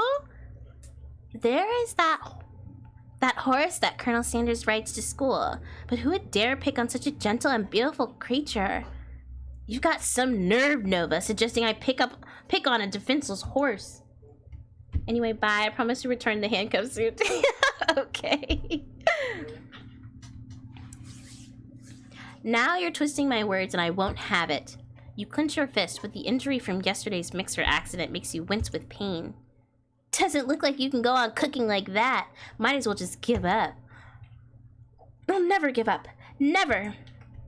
Colonel Sanders arrives just as it appears things are close to boiling over. A naturally intuitive person, he senses that something has been going on. Is everyone excited for the final day of school? Nova, how's that hand feeling? I'm sure you'll be back in fighting form by this afternoon. Aren't you concerned about my hands, Colonel? Yesterday I almost broke a nail winning so hard. Technically, I don't believe a winner was decided, but your presentation was quite impressive.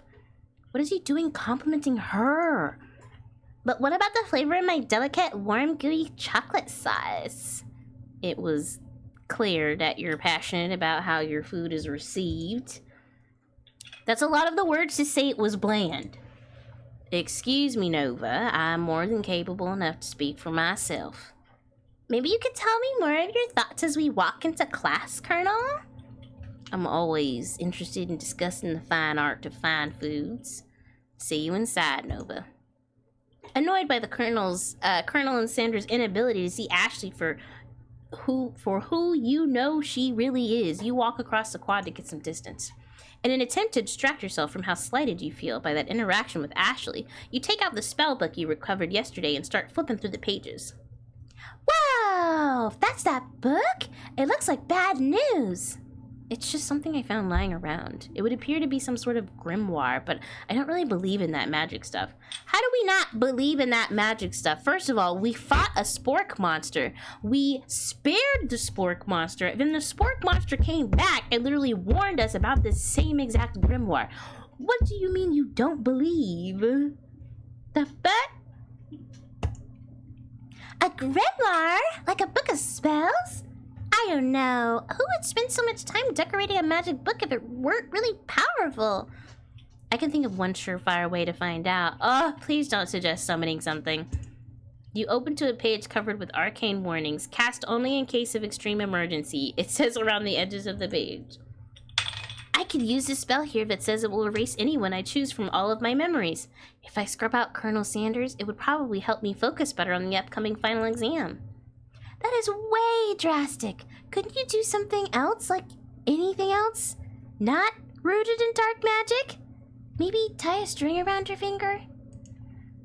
Okay, fine. It is drastic, but desperate times calls for desperate measures. You've got a memory erasing spell sitting right in front of you, and a pretty good excuse to try it out. No! I'm not doing that. That's stupid. What if I can't remember him? It's almost time for class. Sprinkles is already in the room, waiting for the students to arrive. He clears his voice to make a quick announcement. I want you all to know I feel something of a dog moment coming on, but I assure you it's nothing to be afraid of. His cute little nose scrunches up and he begins to breathe quickly. Yeah, I'm just gonna wait to see what happens. Sprinkle stops in his tracks. He focuses in on the window. The room is deadly silent. When you follow his gaze, you see a tiny orange squirrel perched on the cherry tree outside. Sprinkles turns feral and runs to the window of the classroom. He begins barking uncontrollably at the squirrel outside. Terrence! I told you to never come back here! Terrence! I will destroy you! Terrence!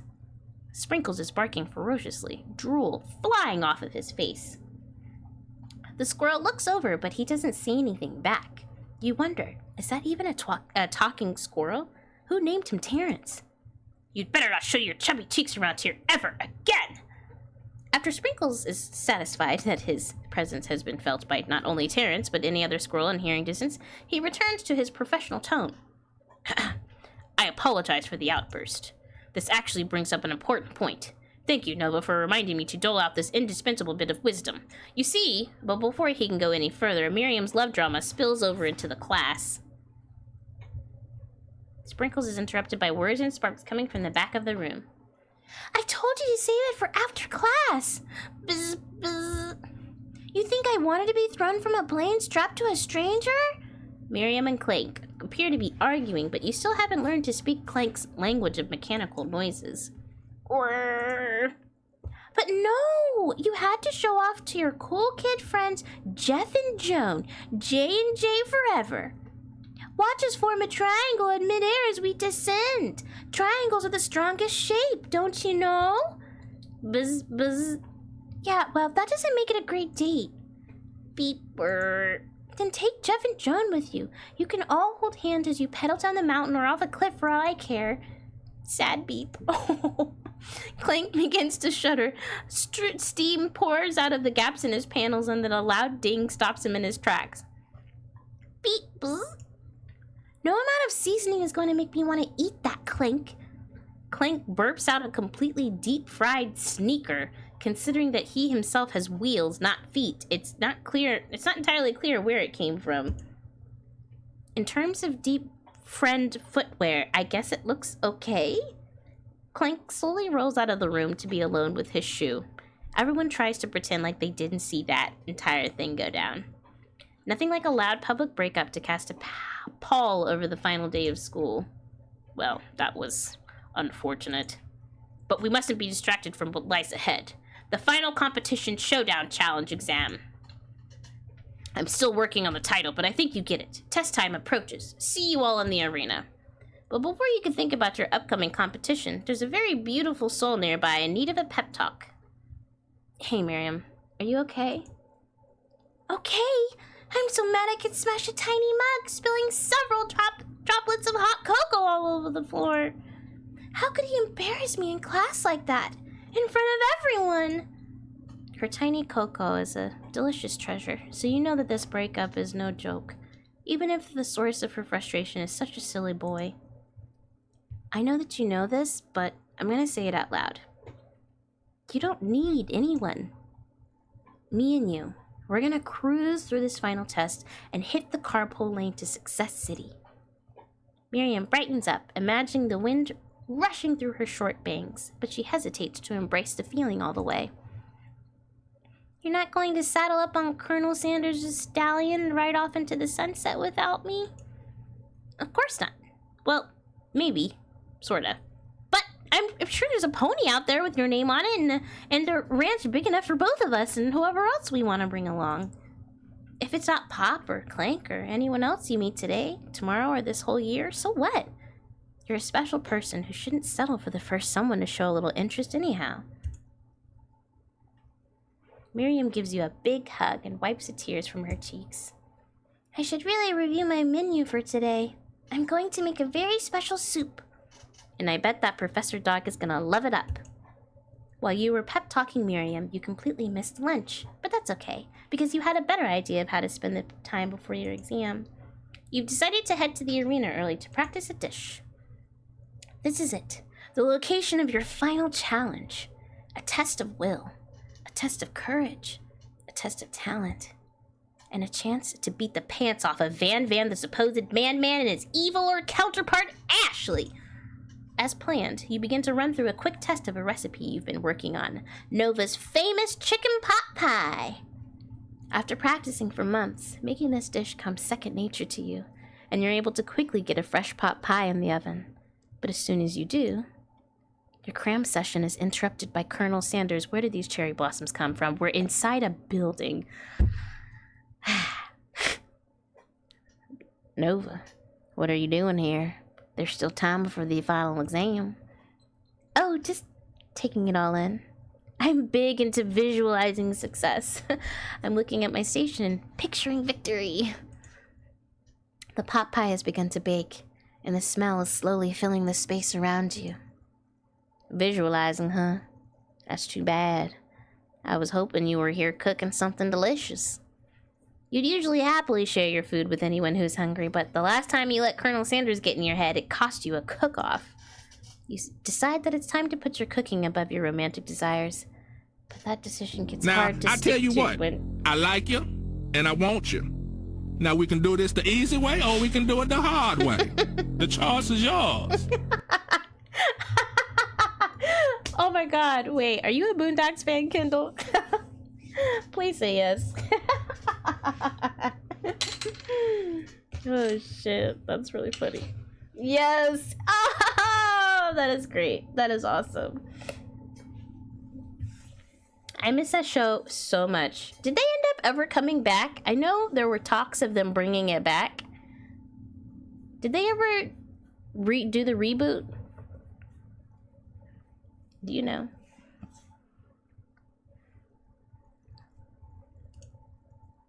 The oven timer goes off behind you. I don't think they will. Nah. That's so sad. Especially when, what's his name? Passed away. Unfortunately. RIP. But that was such a good show. God. I used to rewatch it every single year. My name's a pimp named Slickback. So funny. Ignore it like there was no sound at all. You know what? I will fess up about my practice dish. Okay. Okay, you got me. Which one was your favorite episode, Kendall? I'm doing a little bit more than visualizing. I know. My nose can smell pot pie from 400 yards. That's an oddly specific distance, but you'd expect nothing less from such an oddly specific man. You knew it was a pot pie just from the smell? Not just a pot pie, but a chicken pot pie with an all-butter crust. And my nose is telling me something else. Oh no, is it burning? No, I can smell that it was made with a heaping helping of TLC. But it'll probably start burning any second if you don't pull it out. The moment of truth. Wow. It's the best pot pie I've ever tasted. I've always loved country cooking and I could eat this all day. Fundraiser or stink meaner? Oh yeah, those are good. Those are good. There's no time left. The final showdown is about to begin. Sprinkles lays down the ground rules. There are no rules. That is, except to cook with everything you've got. You step up for the cook-off of a lifetime. You decide that mac and cheese plus the pot pie you've been practicing are just the dishes that'll push you over the edge to victory. Meanwhile, both Van and Ashley are prepping wildly elaborate dishes per their usual over-the-top selves. Miriam has her giant magnifying glass and several sets of tweezers. She's definitely prepared to go big. Going small at Uncle Ruckus. Colonel Sanders seems to be harnessing... Oh my god, actually, I have to ask your opinion on that one show that dropped. It was an animated show, I think that came out on Netflix? I saw like a... Oh! Is it the Good... I think it was the Good Times remake. The Good Times animated... I guess you could call it a reboot, because it wasn't a remake necessarily. I heard it was awful. I haven't seen it yet, though. Have you seen it? It may not have even been on Netflix. I just remember it being on something. Colonel Sanders seems to be harnessing his 11 herbs and spices, but he's trying to find a way to improve on something perfect. His original recipe fried chicken. The intensity in the room starts at... the intensity in the room starts at full 10 out of 10 with a frenzy of action. 2 ads. Everyone is calling out really cool special cooking moves as they prepare their food. Wow, this is getting serious. Colonel Sanders batters his chicken as it levitates through the air. Egg wash. Miriam furiously injects ingredients into an itty-bitty pot of broth. Best friend, Baster Blaster! Van flexes his pectorals as he chops open a sea urchin. Let's rock and roid! Ashley scoops her pastries off the tray with lightning speed. Shallow personality spatula! Even Clank gets in on it. 5-dial pressure point chicken cooking technique. Wait, when did Clank learn to speak English? It's a singularity as was foretold. We mustn't let it happen or the appliance uprising will take us all. Self-destruct. Van quickly unplugs Clank and rolls him out the back door of the arena. Did we just kill Clank? Oh my god. That seems really unethical. I've seen teasers. Yeah, I watched the one teaser and already it just looked... it did not look very good at all. As you frantically prepare your dish, you notice Ashley has her spell book out. Is she gonna use some dark magic to turn the tide? You've got a book of your own, and you're desperate not to see her win another battle. Should you take this opportunity to fight magic with magic, even if it's almost certainly evil magic? Do it the hard way. Who needs magic when you've got passion? I'm going to do it the hard way. That's what she said. Colonel Sanders sees that you've chosen to win on your own terms, and he gives you a subtle wink from across the room. I believe in you, Nova. Miriam notices too. And I've always believed in you, Nova, since we were little kids, because I'm your best friend forever. You turn to notice that Miriam is at your station, cheering for you. Miriam, what about your dish? If you're here cheering, who's cooking? Tiny food, short cook time. I'm actually already done, so I thought I'd help you. Oh, that's sweet, but... Miriam tosses a handful of spices directly into your boiling noodles. It's the secret ingredient. Oh no! Well, that came to bite me in the butt.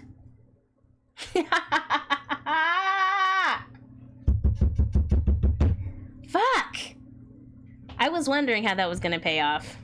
And it did. However, she doesn't know that you lied and the ingredient was made up. And where in the world does she get Eye of Newt from? The boiling pot explodes, sending Miriam flying backwards. The watery noodles begin to swirl in the air, bubbling up into a dark cloud that thickens and congeals before your very eyes. Oh, it's another spork monster. It is I, Steve the spork monster. Steve, what happened to Borko? You're not here to battle me, are you? We spork monsters are many. I think Borko had the day off, but you have conjured Steve, and I hate to battle, so I'd say you're doing pretty alright. Oh hey, you're in the middle of a cooking competition. I love this stuff. It's better than TV. You crazy kids and your culinary skills really impress me. Mind if I hang out? I'm sorry, Steve, but I'm kind of in the middle of something. Do you mind? Steve the spork monster notices that you've got the grimoire stashed beneath your cooking station. I see what you're up to. Crisscross some magical items and accidentally summoned me, huh? Heh, yeah, you guessed it. Sorta. If you're here, would you mind tossing some fresh noodles in a pot of salted water? I'd love to. I've always wanted to be a top chef, actually. You know, when I was just a little spork pup, back in the old country. You can feel spork monster winding up to tell a very long and involved story. You don't know exactly where they came from, but it seems like it was probably lonely there. Actually, you know what? Maybe you should just watch from the stands. I really need to focus on this competition. I understand. It's kind of like that time in monster school that I had fallen asleep during scare tactics class, and when I woke up, you toss a serious stare at Steve and he takes the hint. Never mind, I'll tell you later. Good luck! Having suffered this huge setback, you don't know how you could ever win. Oh shit! Give up and drop out of culinary school? No, I'm already on my last day! Summon extra power, damn it! I can do this. I have what it takes. I came here to win. Your hair turns mac and cheese orange is... Oh, I'm going Super Saiyan. Yes! Culinary energy flows through my body. My heart is pure. My hands are steady. My taste buds have been preparing their entire lives for... Yes, Nova. You are the chosen one. You will avenge me. The power you'd been summoning immediately fades back out. Son of a bitch! You interrupted my inspiring monologue! Sorry. My heart is pure. My hands are steady. My taste buds have been preparing their entire lives for this moment. I will show the world my cookery! You began to levitate off of the ground. Energy courses through your body. You know that with this power you can do anything. Except turn back time, which would be super useful because while you were powering up your chicken pot pie overcooked in the oven and can't be served. But don't worry, dear Nova. You may have suffered some setbacks, but all is not lost. Impressed with your fortitude, Colonel Sanders decides that you have earned his support. I've been watching you today, and I must say, I'm truly impressed. You've been thinking on your feet and rolling with the punches. He steps up to your station and stands right beside you. I'm here to help. All you've managed to make is mac and cheese, and time is almost up, so you're gonna need it. But Colonel Sanders, what about the test? What will happen to you? What about the rules? Following the rules has never really been my thing. I follow my heart. What a guy. Colonel Sanders unfolds a delicate white towel to reveal the most delicious fried chicken tenders you've ever laid your eyes on. And besides, sometimes unexpected combinations can have surprising effects that surpass their individual efforts. Are you suggesting if we combine forces, we can form the perfect food union? Time's up, students. With time expired, it's the moment everyone has been waiting for. Final exam! You must now prepare to present your dishes. A handful of students stand tall, but the class seems incomplete. It seems we're missing some students. Pop? Clink? From off-screen, you hear a pure and innocent giggle that can only come from one student. Hey, I'm flying! Sounds like it's coming from that broom closet over there. Miriam, would you mind? Inside of the closet, you see Pop hanging on a broom hook by the elastic of his underpants. Pop, get down from there right now! Let me guess. Did Van have something to do with this? When someone asks for a wedgie, who am I to refuse? I thought a wedgie was a salad. It looks like Pop is eliminated from the challenge, seeing how he didn't cook anything. I can't feel my legs. May I be excused? Sure. You kids and your pranks. I must say, it's not the worst prank in UCSAL history, but it's not exactly yearbook material. Wait a second. Pranks. Clink! Where did that pressure cooker roll off to? You wait to hear a signature word beep or other onomatopoeia, but there's none. Yeah, because he was forcibly unplugged. They cut that man's life off like it was nothing. But he was also about to self-destruct, so I guess, yeah, no. Somehow he must have gotten unplugged. I guess we'll have to figure that out later. That leaves only 4 remaining students. Please, collect your final projects. Yes, it has been a long semester. It's been 3 days. Wow, 3 whole days long. But after days of hard work, the time has come for me to eat. Miriam, please step forward. Now describe your dish. I've made tender. Oh my god, it's so cute! Ah! Look at the little mini chopsticks. Oh, I would eat it. I would devour that. Oh, fuck. Oh, you are so right. I've been in this jar for a very long time. Thank you. I got so into this story. Like, I'm here for it. Look at that tiny cooking. Kendall, would you eat that? If someone like literally gave you like a little plate with like a mini, I don't know, Little mini soup, would you drink that? It's adorable.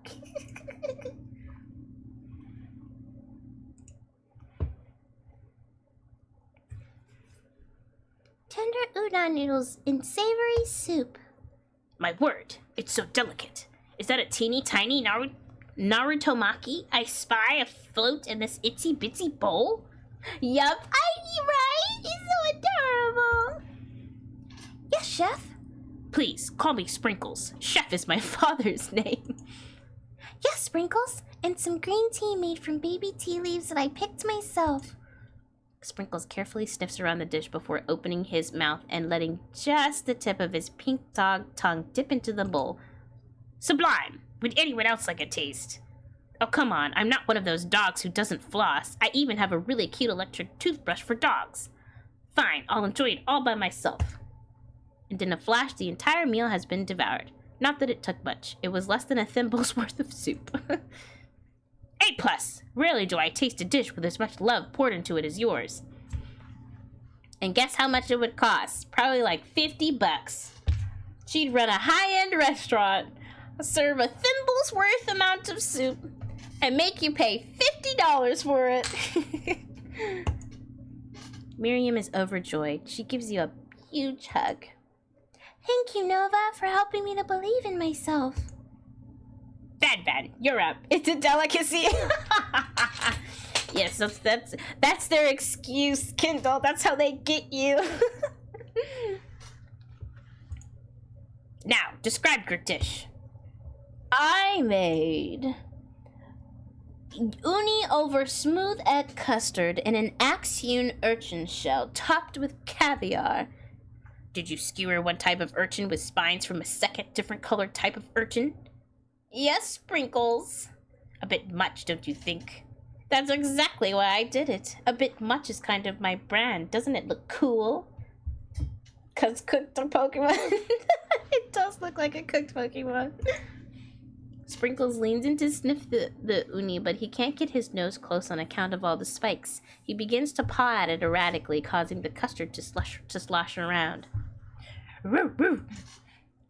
Please be gentle with my cuisine. Grrr. Finally, Sprinkle goes all in, tongue first, but he can't get past all the needles. He reels back as his tongue is poked and prodded. Ouch! My tongue!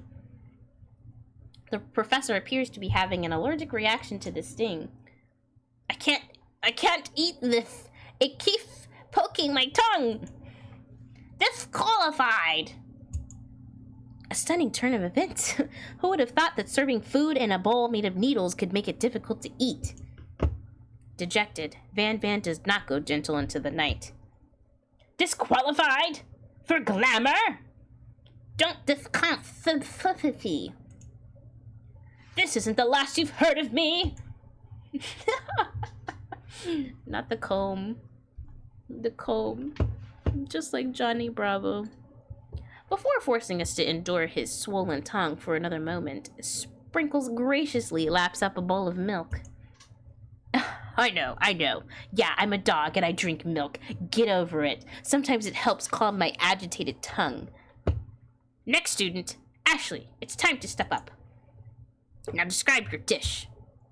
I made orange blossom, Turkish delight, and a light rosewater syrup topped with French meringue and connected by sugar glass. God, that's actually really fucking pretty. I would eat the hell out of this. I've never even had Turkish delight, but I would eat this. Oh, that looks so good. Kendall, have you had Turkish delight before? That actually doesn't sound too bad. Indeed. I'm sorry. Indeed, it's quite delightful. However, I'd ask that you please refrain from eating it or attempting to taste it in any way. It's very fragile and meant to be a display piece. The fuck? Girl, this is a cooking competition. A cooking and eating competition. Don't eat the food at a cooking school? Not at all. I've heard great things about it. I think the first time I had heard about Turkish delights in general was when I was reading The Lion, the Witch, and the Wardrobe. And the way that they just kept talking about Turkish delights, like, I don't know if you've ever read the book or seen the movies, but like, Edmund straight up like betrayed his siblings for Turkish delights. So I'm just like, damn, that shit must be real good to betray your siblings like that.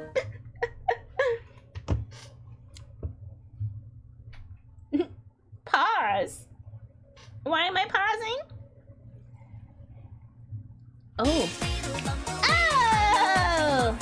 Kendall, did you know about this? Welcome, Raiders! How are you? Welcome. Hi, Froggy. Hello. Hello, Jit. Hello, Just Light FPS. Aw, thank you so much for the follows.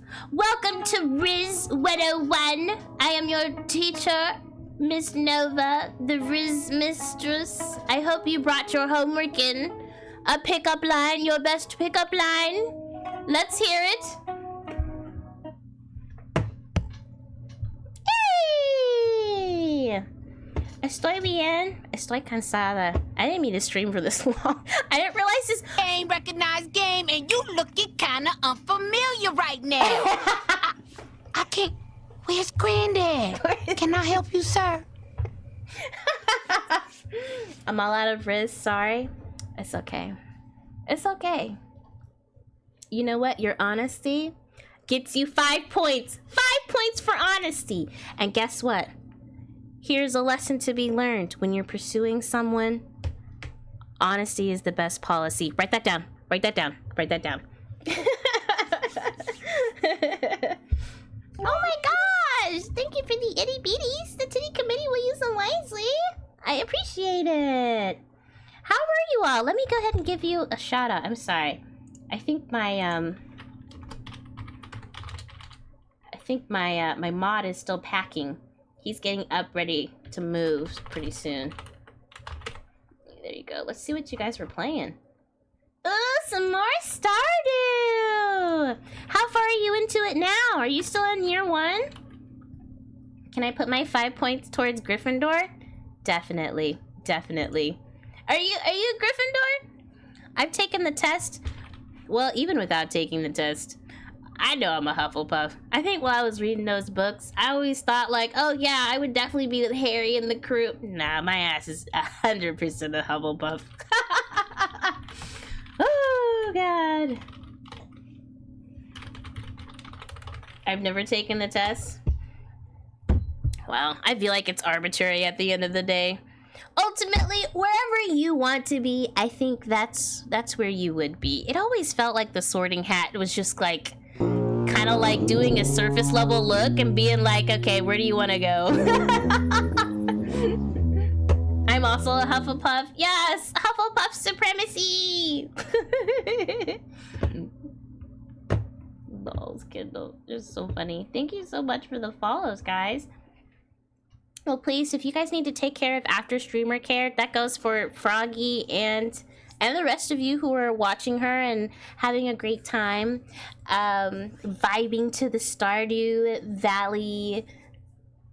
Well, just in general, the vibes that Stardew Valley produces. Like, if you all need to get up, stretch, get some sustenance, lurk or leave, I completely understand. But we're in our last day at school, 3-day long semester. I've basically got Colonel Mustard. Oh, I called this man Colonel Mustard. This is how tired I am. I'm sorry. I'm Colonel Sanders. I basically got Colonel Sanders in the palm of my hand. Oh my god. Ari, how are you, Queen? Reina, how are you?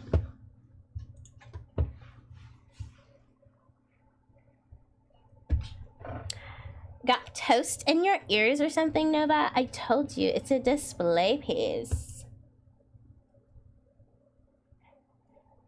Ashley, I must say, it is a beautiful piece. However, this is a cooking competition at a cooking school. Yeah, which is why I cooked it and did an extremely good job cooking it too. I didn't realize that we were having an eating exam. If I wanted to be judged on eating, I'd go to the College of Eating, School for the Hungry. Wow. I suppose you could smell it if you absolutely insisted, but don't breathe too hard. You might disrupt the sugar spiral. Is it supposed to be stupid? It's giving stupid. That's so funny. I'm doing well recovering from a cold. No! Oh my goodness, Ari, I hope you are hydrating yourself. I hope you are getting rest. Actually, oh, I guess it's not too late for you. I had to remember your time zone for a second. I was about to say, like, what are you still doing awake? But I guess it's not too late for you just quite yet. I hope you're not working too hard. Oh my goodness. As long as it's like just a basic bitch cold, that's good. And you're able to you're over most of it. You think it was allergies or was like a cold? It's 10:40. Yeah. I remember. If the food cannot be eaten, it cannot be judged. It's a cold. Oh, okay, I see. Oh man. Well, yeah. Make sure to take care of yourself, cariño. You just let me know if you need cuddles. I'll be there. I mean, it may take me a couple of hours. You know, couple of flights. And I'll be there and I'll bring soup. If the food cannot be eaten, it cannot be judged. You are disqualified. Rage overtakes Ashley and she finally cannot keep her two-faced routine up. You wouldn't know high-end cuisine if it cooked you. And with that, Ashley storms off to rededicate herself to being the best, but this time without being shackled by trying to be fake nice and liked by everyone. This isn't the last you've heard of me either. If this class gets much smaller, I'll be teaching myself. You and Colonel Sanders, the final cooks, step up together. 2 chefs? What began as a bowl of delicious mac and cheese has become something else. He examines it closely, sniffing and eyeing. You know what? Won't lie, I'd fuck that up. That actually kind of looks good. And eyeing the bowl. You asked for a pickup line before? This one was mine. If love could be measured by time, what I feel for you is the equivalent of an infinite loop. Ooh! 5 points to Ari! Excellent. Oh, quality.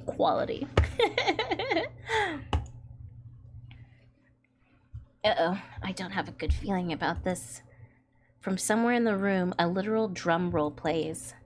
Just when I thought I've seen everything in this kitchen, you give me this thing. And completely blow me away. In my 49 dog years of life, wow, he's old. I have never tasted anything so delicious and perfectly balanced. I didn't hail that. That's damn straight. I love to cuddle with you.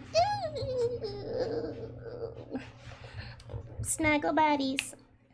Boop, boop, snuggle buddies. I'd Kirby neutral special that. He's ancient, yes, yes. It's so delicious, in fact, that everyone passes the class. No, hold up now. Wait, what? Excuse me. What? Why are they benefiting off of my hard work? You pass, and you pass, and you get a pass. Everyone gathers around and partakes of the mac and cheese bowl. They all seem to transcend this reality into another dimension. You win. Together, you and Colonel Sanders have made a new menu item. The new menu item is so impressive, even the Van and Ashley are drawn back in by its magnetic fragrance. When they gaze upon your mac and cheese bowl, they admit that you are indeed an excellent chef.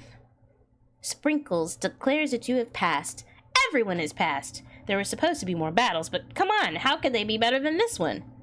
Now that the school year is complete and everyone has graduated, the students return for one last assignment to get their groove on. The cafeteria has been completely redecorated in order to serve as the site of the school's graduation dance.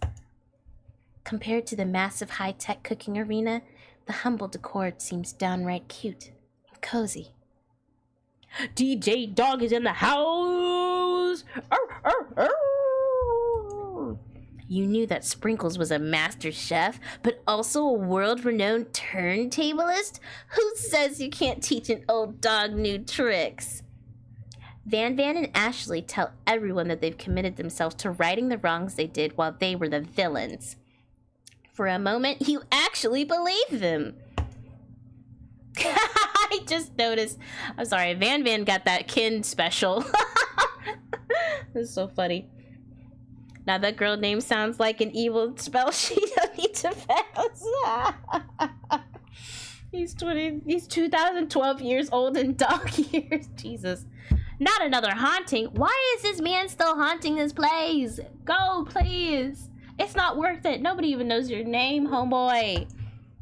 No ghosts allowed at graduation. It's clearly written in the school's bylaws. I was never actually a ghost. It was all a trick to get you to finally notice me. That's weird. So he didn't die. Well, that's good. Oh, amusing. And now that everyone is together... It's the Spork Monster! He's totally mellowed out!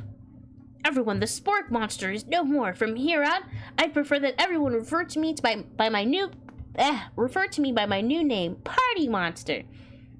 Student tries to finish what he had to say, but everyone is too wrapped up talking to Spork. Sorry, Party Monster. Poor guy. Dejected, student walks off.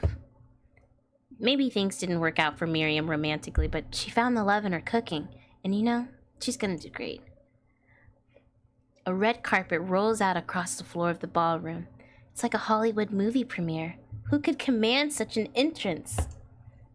It's Pop! He's arrived late to the dance, but apparently for good reason. Walking the carpet, you see perched atop his dirty chef's hat. A crown? Welcome back, Pop. I know you weren't able to complete the final exam and accept your diploma, so we had it mailed directly to your father. We figured it was the least we could do for the school's dean. Oh, now I get it. And we get a new wing on the school, not to mention the honor of educating the son of the Chancellor of Sook and Suck?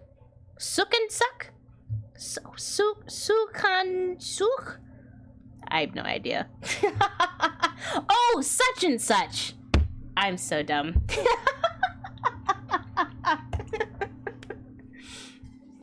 Sorry, you guys really struggled with that.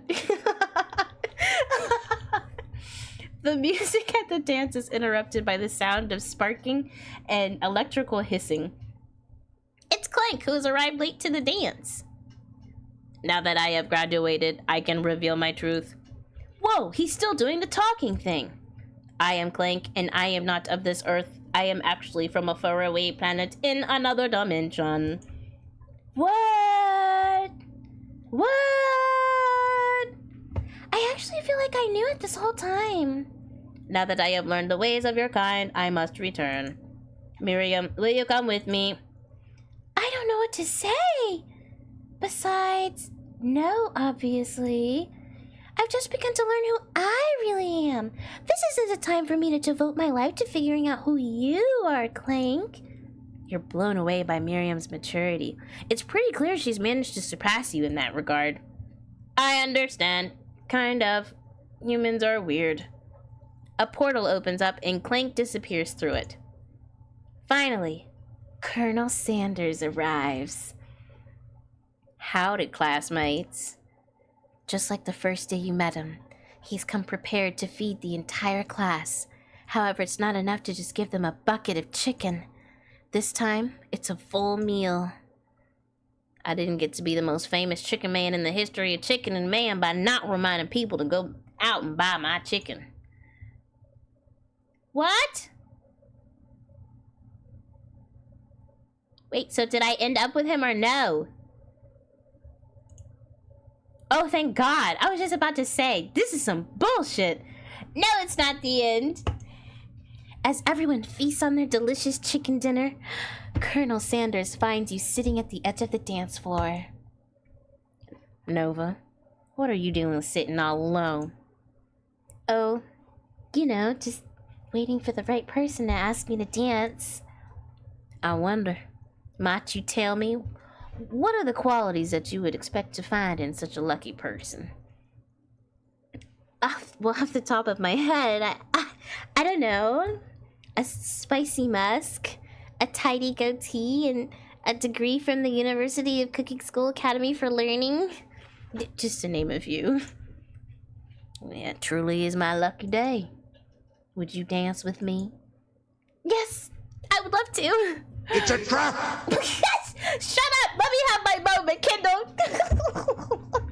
As you glide across the dance floor, hand in hand with Colonel Sanders, the future stretches out in front of you.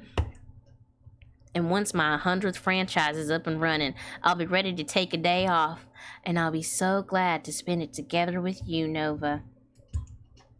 How sweet. We'll work together and play together. Colonel Sanders stops dead in his tracks. Work together? Well, I think this is something I'll just need to do by myself. But who will help you run your restaurants? I don't believe I need help. Besides, based on your time in school here, do you really think running restaurants is the best path forward? Oh my God. Found a love connection, but failed to earn Colonel Sanders' respect as a chef. Can you live with only half of him? Will you be able to endure sharing him with the life of an entrepreneur? I suppose I can enroll at pastry school. No, this man is toxic as fuck. I don't want him anymore. Oh my dear Nova, I'm sure that you'll find your place eventually. And along the way, you'll have me by your side. Okay, well, maybe I'll go back to him. Oh my God, that was very toxic in and of itself. Ah, the end. So we got him, but you know what? It's fine. As long as we're both finding, you know, following our own dreams. Jesus, that scared me. I guess that was a good ending? I don't think it was the true ending. Jesus, it's so loud. I'm so sorry for the people who are like, my bad. That was really, really loud. Balloons. Now you gotta go take Pepsi Man. Look, if they got a game, I am down for it. Okay, that was actually relatively enjoyable. Random, but enjoyable.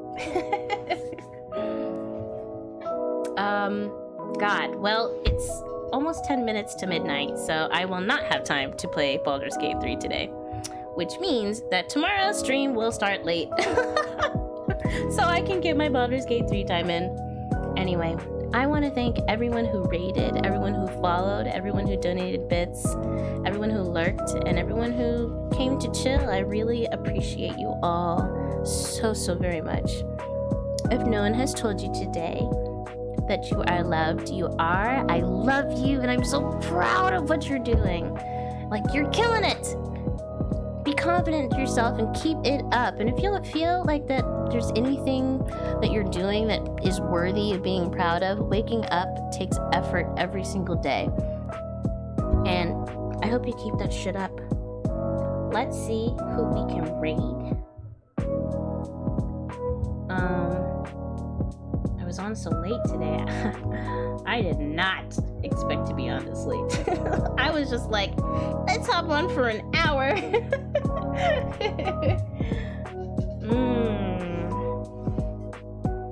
Let's see. Man.